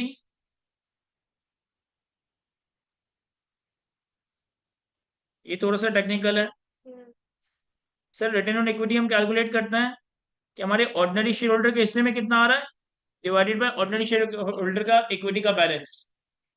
देखिए इस सवाल में हमारे पास नेट प्रॉफिट फाइनेंस कॉस्ट आ रहा है, और इस सवाल में हमारे पास ना दो प्रेफरेंस शेयर्स थे, एक इरिडीमेबल एक redeemable. Redeemable preference shares are your liability, तो इस लाइबिलिटी के ऊपर जो इंटरेस्ट है वो ऑलरेडी इस इंटरेस्ट के अंदर शामिल है, लेकिन irredeemable preference shares are our equity, तो इसके ऊपर जो डिविडेंड है वो इस फाइनेंस कॉस्ट में माइनस नहीं हुआ हुआ।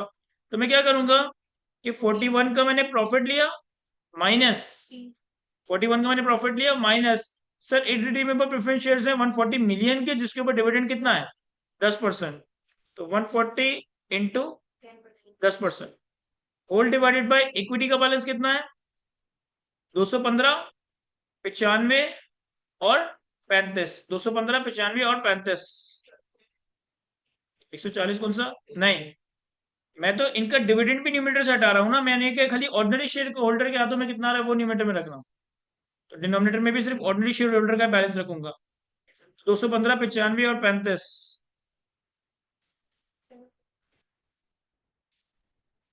कितना? 7.8%। और हमें बेंचमार्क अचीव करना था 10% का।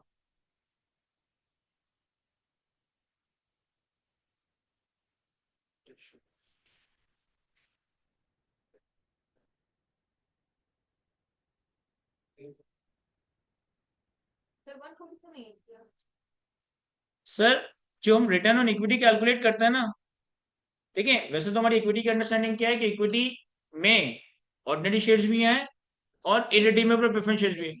लेकिन ये रिटर्न ऑन इक्विटी में हम सिर्फ ऑर्डिनरी शेयर होल्डर्स को उनकी हिस्सा उनका रिटर्न बता रहे होते हैं।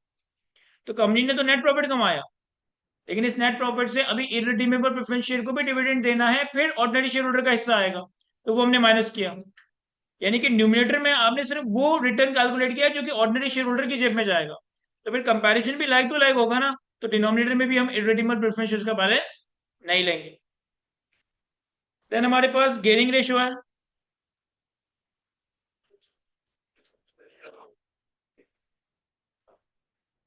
गेयरिंग रेशियो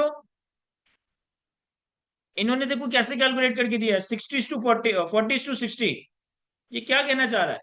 40 का डेट है और कह रहे हैं पूरे कैपिटल स्ट्रक्चर में 40 का डेट और 60 का कैपिटल होना चाहिए। तो अगर पूरे कैपिटल स्ट्रक्चर में 40 की डेट और 60 का कैपिटल होना चाहिए, यानी कि परसेंटेज टर्म में ये 40% होना चाहिए या कुछ और? डेट 40% होनी चाहिए ना, तो पूरे कैपिटल स्ट्रक्चर में डेट हमारी 40% होनी चाहिए। अच्छा, करंट पोजीशन क्या है? सर करंट पोजीशन ये है कि आपके पास डेट में 130 और 45 ये दोनों है। 130 प्लस 45। और इक्विटी कितनी है? इक्विटी में 215, 95, 35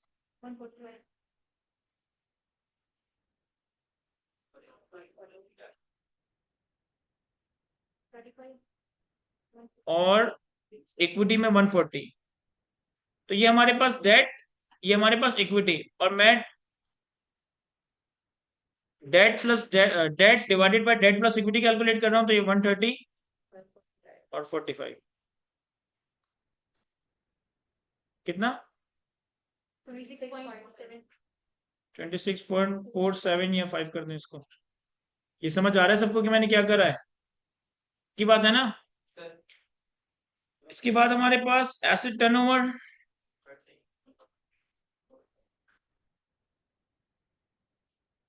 एसेट टर्नओवर हम कैसे कैलकुलेट करते हैं?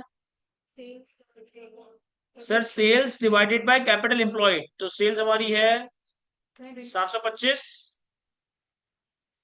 और कैपिटल एम्प्लॉयड में डेट इक्विटी दोनों आ जाएंगे, तो यही सब लिख दूं। 215 plus 95 plus 35 plus 140 plus 130 plus 45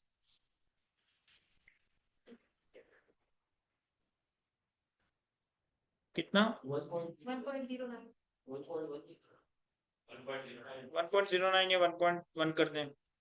और बेंचमार्क कितना है? 1.3।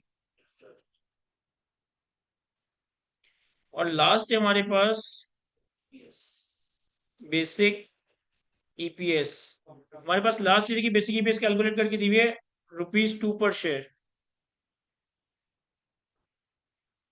ये हमें कैलकुलेट करना पड़ेगा। देखें, अगर मुझे करंट ईयर की बेसिक ईपीएस कैलकुलेट करनी है, तो मुझे न्यूमरेटर में रखना है profit attributable to ordinary share holders, profit for ordinary share holders. वो कितना होगा?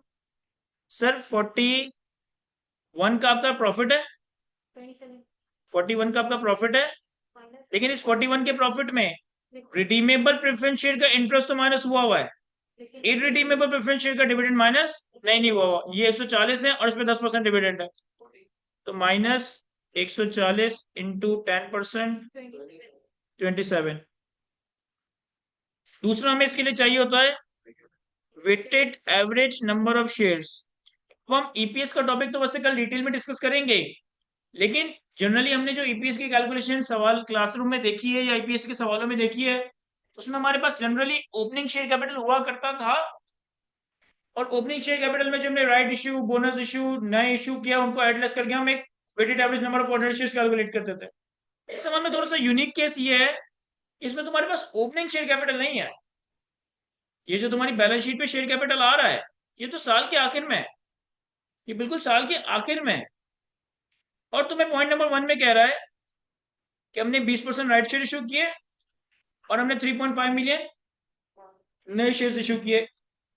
यानी कि अगर मैं weighted average number of shares की मूवमेंट बनाऊं, तो 1 जुलाई, क्या साल है, 1 जुलाई 2023 पे at the start of the year हमारे पास कुछ शेयर कैपिटल था, सही है।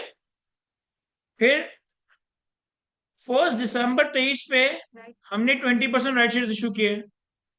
तो 1 दिसंबर 23 पे हमने 20% राइट शेयर इशू किए।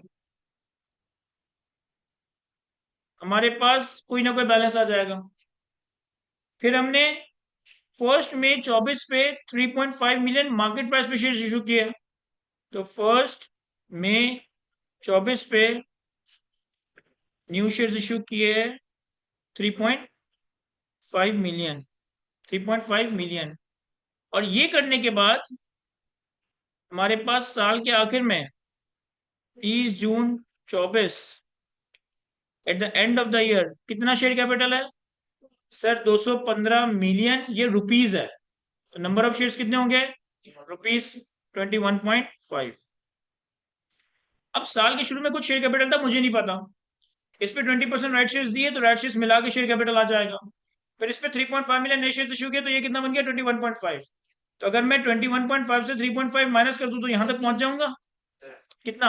18। अब साल के शुरू में जो भी था उसके ऊपर 20% राइट शेयर इशू किया, तो इसका मतलब है ये रिप्रेजेंट कर रहा है 120 को। तो अगर मैं 18 को 120 से डिवाइड करूं और 100 से मल्टीप्लाई करूं तो ये मालूम हो जाएगा, या 20 से मल्टीप्लाई करूं तो ये मालूम हो जाएगा। तो ये आ जाएगा 15 और 3।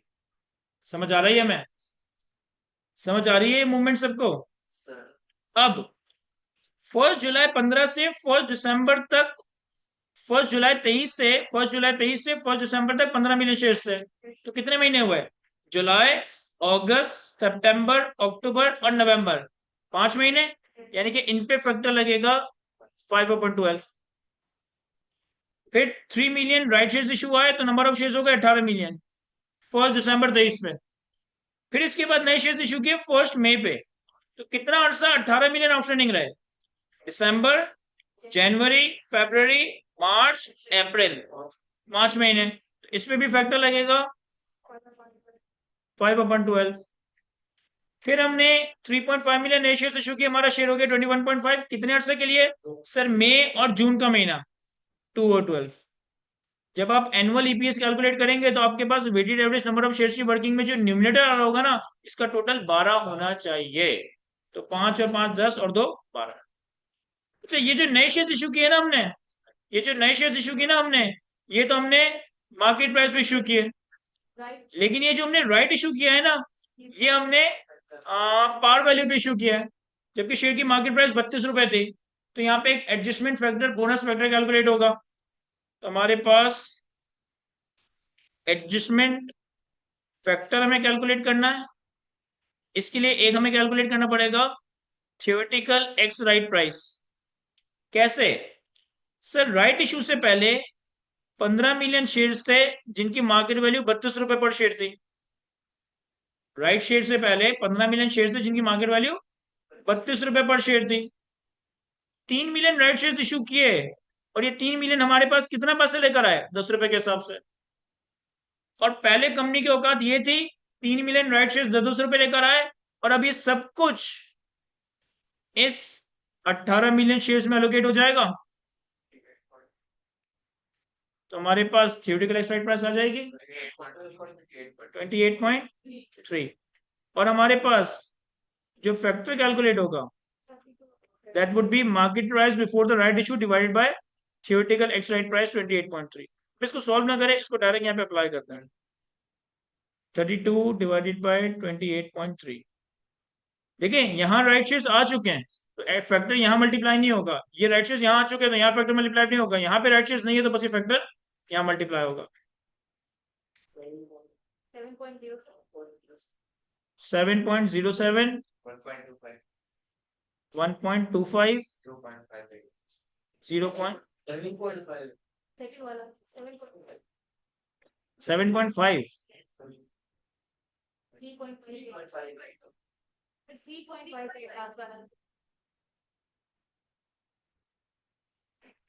कि कौन गलत सलत कैलकुलेट कर रहा है?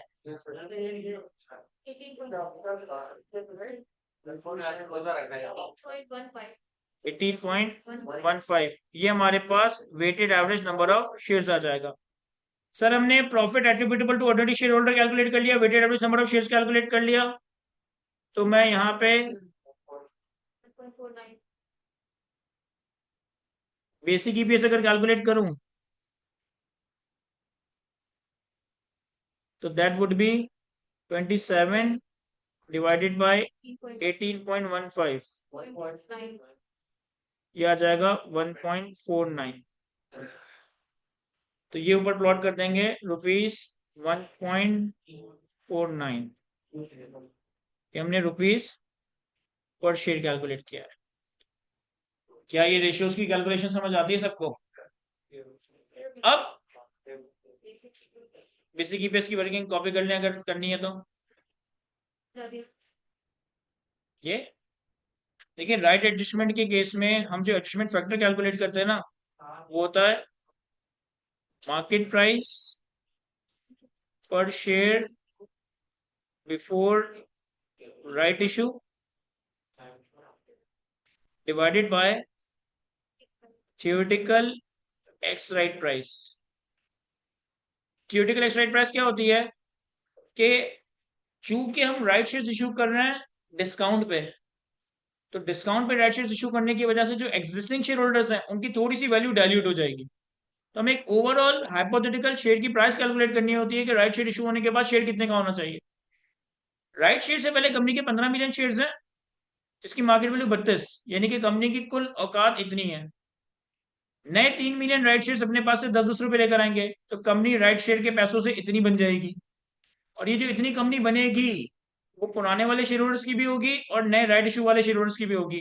तो नई थियोरेटिकल एक्स राइट प्राइस कितनी निकलेगी? 28.3। और market price before right issue divide by theoretical x right price, ये हमारे पास एडजस्टमेंट फैक्टर आ गया।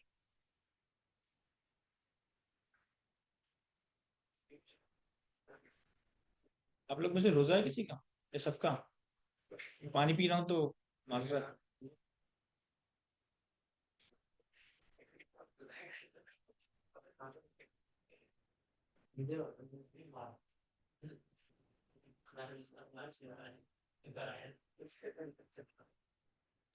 सर हमने सारे रेशियोज कैलकुलेट कर लिए और हमारे पास सारे बेंचमार्क भी आ रहे हैं।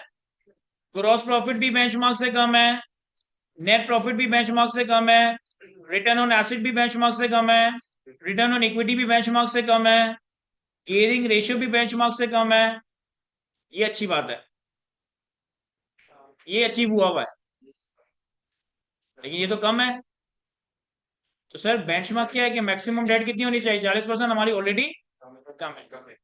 एसेट टर्नओवर भी हमारे पास कम आ रहा है और बेसिक ईपीएस भी हमारे पास कम आ रहा है। अब मैनेजमेंट ये 3 काम करने जा रही है, हमें ये बताना है कि इनका रेशियोज के ऊपर क्या इंपैक्ट होगा। पहले कहता है कि हम कैश परचेजेस करेंगे जिससे हमें डिस्काउंट मिलेगा और डिस्काउंट को हम ओवरड्राफ्ट से पे करेंगे। डिस्काउंट में हमें जितना फायदा होगा उससे इंटरेस्ट की कॉस्ट फायदा एक्सीड करेगा as compare to interest cost. अब इस काम की वजह से तुम्हारी परचेजेस नीचे आएंगी, तो तुम्हारी कॉस्ट ऑफ सेल्स नीचे आएगी, तो तुम्हारा ग्रॉस प्रॉफिट बढ़ेगा। तो इसका मतलब है कि इस पहले वाले काम का ग्रॉस मार्जिन के ऊपर पॉजिटिव इंपैक्ट है। और फिर इन्होंने कहा है कि आपका जो डिस्काउंट में सेविंग होगी ना वो आपकी इंटरेस्ट से ज्यादा है। यानी कि अगेन अल्टीमेटली नेट प्रॉफिट भी बढ़ेगा। ग्रॉस प्रॉफिट तो बढ़ेगा ही बढ़ेगा डिस्काउंट से, लेकिन नेट प्रॉफिट भी बढ़ेगा क्योंकि डिस्काउंट की इनकम इंटरेस्ट कॉस्ट से ज्यादा है, तो इसका मतलब है ये भी बेहतर होगा। सर जब ग्रॉस प्रॉफिट और नेट प्रॉफिट बढ़ेगा तो रिटर्न ऑन एसेट और रिटर्न ऑन इक्विटी पे क्या इंपैक्ट आएगा? रिटर्न ऑन एसेट और रिटर्न ऑन इक्विटी पे क्या इंपैक्ट आएगा? मतलब फर्क तो पड़ेगा, बढ़ेगा कम होगा? बढ़ेगा जब आपका रिटर्न ही बढ़ रहा है, जब आपका ग्रॉस प्रॉफिट नेट प्रॉफिट ही बढ़ रहा है, तो इसका मतलब है return return on asset return on equity भी हमारा इंप्रूव होगा। सर गियरिंग रेशियो पे क्या फर्क पड़ेगा?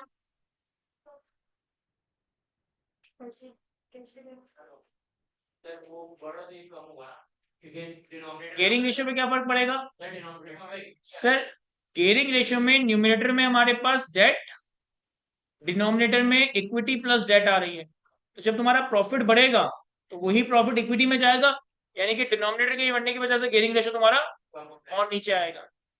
एसेट टर्नओवर पे कोई इंपैक्ट आएगा? एसेट टर्नओवर पे कोई इंपैक्ट आएगा? क्या इंपैक्ट आएगा? किसी ने कहा कि हमारी सेल्स बढ़ेगी, नहीं सर सेल्स क्यों बढ़ेगी?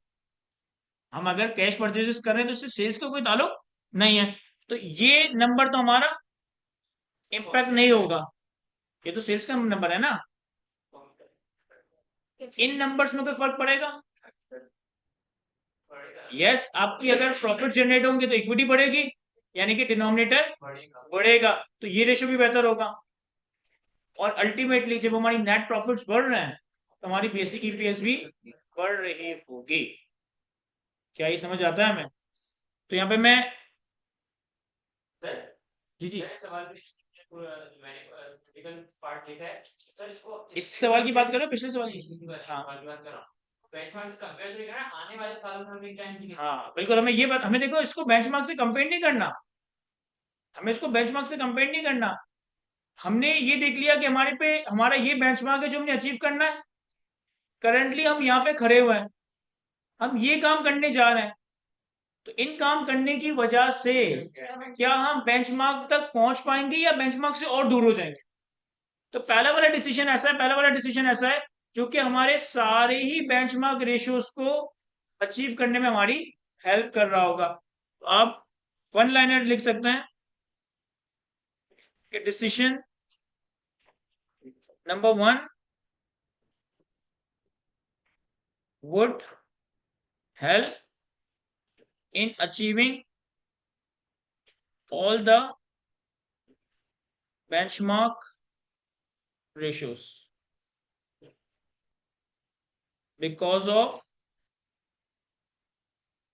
increase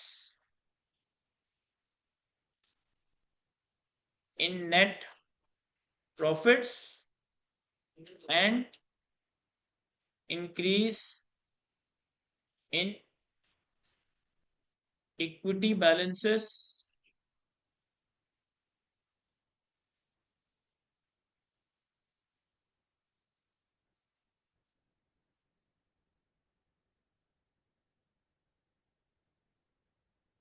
caused of increase in net profits।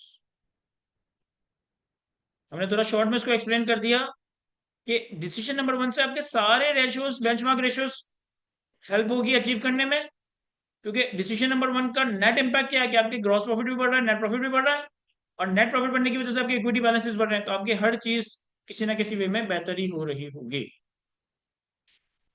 Decision number two, हम नए रिडीमेबल प्रेफरेंस शेयर्स इशू कर रहे हैं, हम नए रिडीमेबल प्रेफरेंस शेयर्स इशू करके सोलर सिस्टम लगा रहे हैं। सोलर सिस्टम लगाने से क्या होगा कि बिजली की बिल बचेगा, लेकिन रिडीमेबल प्रेफरेंस शेयर पे हमें डिविडेंड पे करना पड़ेगा और सोलर सिस्टम पे हमारा डेप्रिसिएशन आएगा। लेकिन बिजली के बिल में जो सेविंग होगी, बिजली के बिल में जो सेविंग होगी वो डिविडेंड और प्रेफरेंस शेयर से ज्यादा ही होगी। अब इस काम की वजह से ग्रॉस प्रॉफिट मार्जिन इंप्रूव होगा या डिक्रीज होगा? ग्रॉस प्रॉफिट मार्जिन इंप्रूव होगा या डिक्रीज होगा? सर यहाँ पे है कौन? Home appliance industry. यहाँ पे थोड़ी सी एक अजम्पशन बेस्ड बात होगी कि अगर तो हम खुद ही ये बना रहे हैं ना, तो बिजली के बिल के बचने का मतलब है कि हमारा कॉस्ट ऑफ प्रोडक्शन कम होगी, हमारी अगर फैक्ट्री है और वहां बिजली हम अपनी इस्तेमाल करें तो हमारी कॉस्ट ऑफ प्रोडक्शन कम होगी, इसका मतलब है ग्रॉस प्रॉफिट मार्जिन हमारा बढ़ेगा बढ़ेगा। और अगर हम ये बना नहीं रहे, हम खरीद के बेच रहे हैं, तो फिर ग्रॉस प्रॉफिट को कोई फर्क नहीं पड़ेगा। क्यों? क्योंकि जो सेविंग होगी वो ग्रॉस प्रॉफिट को नहीं छेड़ेगी, वो नेट प्रॉफिट को छेड़ेगी। तो ये थोड़ी सी अजम्पशन बेस्ड बात होगी। हाँ, नेट प्रॉफिट हमारा बढ़ेगा ही, नेट प्रॉफिट मार्जिन हमारा बढ़ेगा ही, क्योंकि इन्होंने बताया है कि बिजली के बिल में जितनी सेविंग होगी वो डेप्रिसिएशन और इंटरेस्ट से ज्यादा ही होगी। Sir return on assets, return on assets बढ़ेगा कम होगा? सर हमारे एसेट्स बढ़ जाएंगे क्योंकि सोलर सिस्टम आएगा ना, लेकिन हमारा रिटर्न भी बढ़ रहा हो। तो अगर न्यूमरेटर भी बढ़ रहा है और डिनोमिनेटर भी बढ़ रहा है, ओवरऑल क्या इम्पैक्ट आएगा? अगर डिनोमिनेटर भी बढ़ रहा है और न्यूमरेटर भी बढ़ रहा है तो ये रेशियो बढ़ेगा या कम होगा? बढ़ेगा बढ़ेगा। सर डिपेंड करता है कि कितना प्रोपोर्शन इम्पैक्ट है न्यूमरेटर और डिनोमिनेटर, कितना प्रोपोर्शन इम्पैक्ट है न्यूमरेटर डिनोमिनेटर में। देखिए, एक चीज थोड़ा लॉजिकली समझिएगा, रिटर्न ऑन एसेट्स में ना हम ऊपर रखते हैं अपना पीबीआईटी और नीचे रखते हैं हम अपने एसेट्स, और जनरली हम अपने एसेट से कम ही कमा रहे होते हैं। अगर मेरे पास 1 करोड़ के एसेट है तो मैं 1 करोड़ नहीं कमा सकता एक साल में, 10 लाख कमा रहा हूँ, 12 लाख कमा रहा हूँ। तो ऑब्वियसली न्यूमरेटर में इंक्रीज कम आएगा, डिनोमिनेटर में इंक्रीज ज्यादा आ रहा होगा। ओवरऑल ओवरऑल इस रेशियो के अंदर कमी आ रही है। सर एसेट्स में कैसे फर्क पड़ेगा? अगर हम मशीनरी परचेज कर रहे हैं तो कैश भी तो देंगे, तो लोन रेट नहीं हो जाएंगे फिर? तो आप लोन भी तो ले रहे हो, आपने लोन लिया, आपके पास एसेट कैश आया, देखो आपने लोन लिया, आपके पास कैश आया है, तो लायबिलिटी बढ़ गई, एसेट बढ़ गए। अब तुमने उस एसेट से कैश ले लिया, तो एसेट अपनी जगह रहे, लेकिन उस लोन लेने से एसेट बढ़ गए थे ना। पहले तुमने लोन लिया तो कैश डेबिट, लायबिलिटी क्रेडिट, तो कैश आने की वजह से एसेट बढ़े, वो तो बढ़ गए। तो तुम उस एसेट से, कैश से एसेट ले रहे हो, तो यस तुम्हारी बात सही है, एसेट चेंज नहीं हुआ, लेकिन एसेट तो तुम्हारा लोन लेने से ही बढ़ गया। Sir return on equity, return on equity, return on equity बढ़ेगा या कम होगा, या हमें पता नहीं? देखो, तुम्हारी बिजली का बिल बचेगा, डेप्रिसिएशन एक्सपेंस आएगा और इंटरेस्ट एक्सपेंस आएगा, लेकिन बिजली के बिल में ज्यादा बचत होगी। इसका मतलब है कि तुम्हारा न्यूमरेटर बढ़ेगा। Saving in electricity would be more than the depreciation and the interest, तो न्यूमरेटर बढ़ेगा। और तुम पैसा ले रहे हो रिडीमेबल प्रेफरेंस शेयर से, डिनोमिनेटर पे कोई फर्क पड़ेगा? सर इरिडीमेबल भी होता तो भी फर्क नहीं पड़ता। रिडीमेबल तो वैसे ही इसमें नहीं आ रहा, इवन इरिडीमेबल भी नहीं आ रहा, क्योंकि रिटर्न ऑन इक्विटी के फॉर्मूला में मैंने डिनोमिनेटर में सिर्फ ऑर्डिनरी शेयर होल्डर की इक्विटी रखी। तो अगर न्यूमरेटर बढ़ रहा है और डिनोमिनेटर अनचेंज है तो हमारा ये बेहतर है। Sir gearing ratio, redeemable preference shares debt है, रिडीमेबल प्रेफरेंस शेयर्स डेट है, तो तुम्हारे कैपिटल स्ट्रक्चर में डेट आ रही है, तो ऑब्वियसली तुम्हारी डेट परसेंटेज बढ़ेगी। भाई अभी तुम्हारी करंट कैपिटल स्ट्रक्चर में 26% डेट है, कुछ डिफरेंशियल 75 74% इक्विटी है।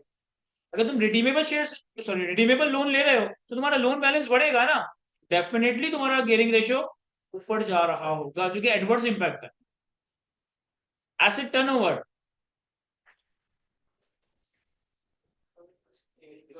क्या इससे सेल्स पे कोई ताल्लुक है?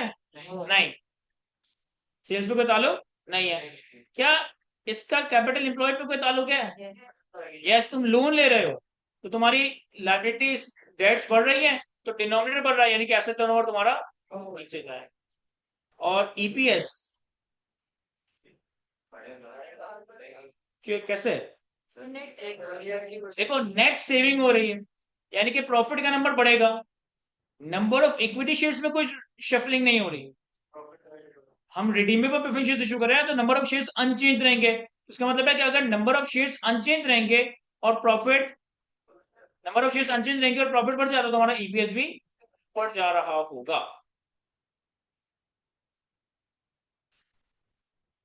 क्या लिखेंगे? Decision number 2 would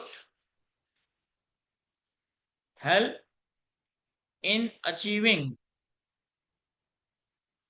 benchmark GP margin, NP margin, और क्या था? रिटर्न ऑन एसेट पे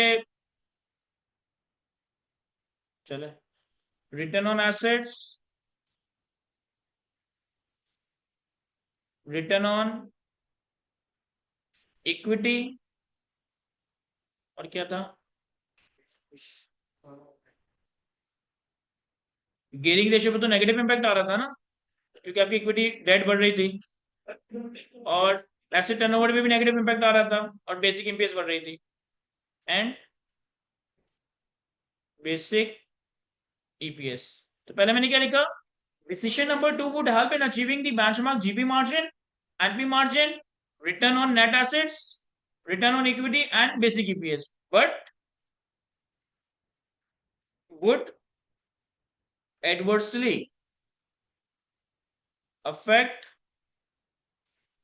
adversely की स्पेलिंग क्या होती है? But would adversely affect the gearing ratio and asset turnover.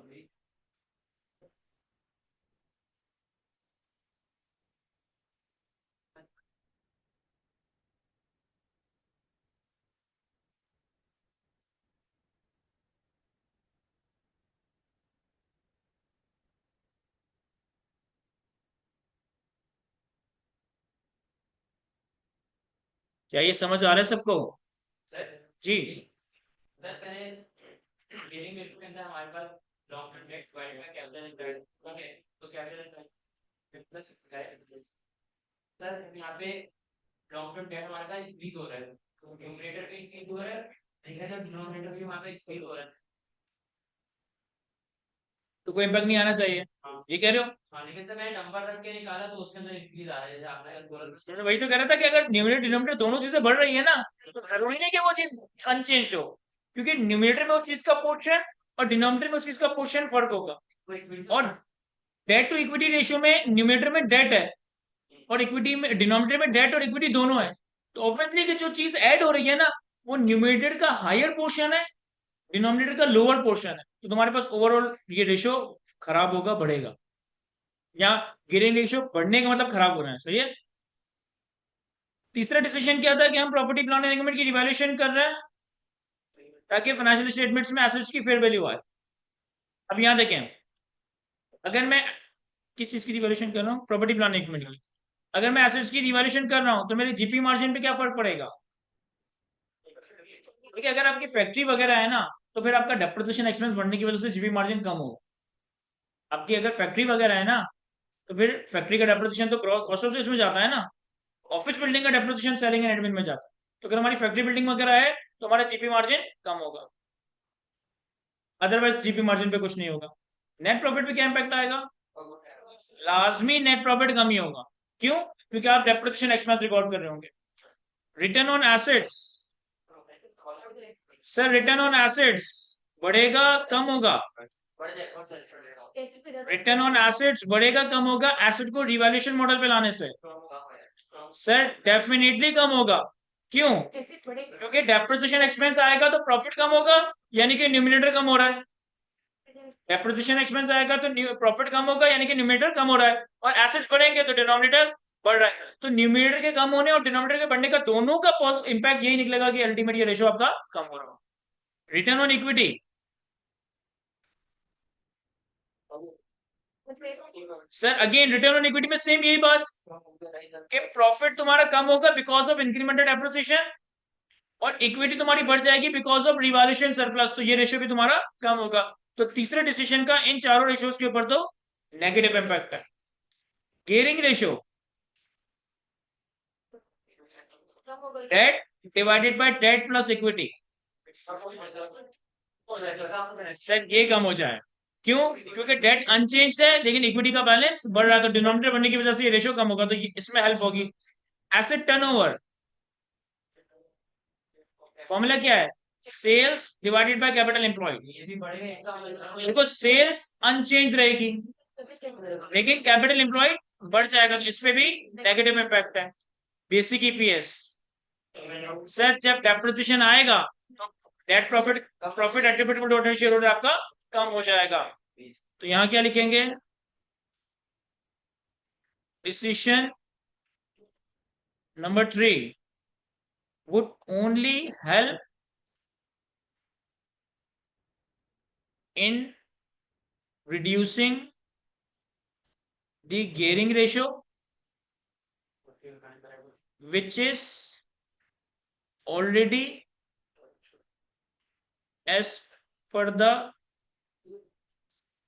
benchmark required। थोड़ी मैं एडवांस एडिशनल बात लिख रहा हूं। कह रहे, मैंने कहा कि भाई ये जो आप एसेट को रिवैल्यूएशन मॉडल में ला रहे हो ना, सिर्फ उससे एक चीज बेहतर हो रही है, गियरिंग रेशियो।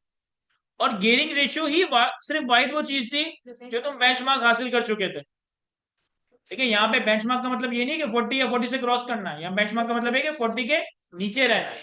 वो तो तुम ऑलरेडी बेंचमार्क पे हो, तो सिर्फ एक चीज इंप्रूव होगी जो तुम ऑलरेडी बेंचमार्क पे हो। Where as all other benchmark ratios would be adversely affected by this decision। क्या ये बातें समझ आ रही है? हमें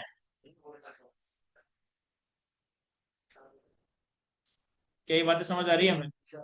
सर यहाँ तक हमारा सवाल और यहाँ तक हमारा ये रेशियो एनालिसिस और इंटरप्रिटेशन ऑफ फाइनेंशियल स्टेटमेंट का टॉपिक कंप्लीट हुआ जाता है। आई होप कि मैं सारी चीज आपको अच्छे से एक्सप्लेन कर सका हूँ। सवाल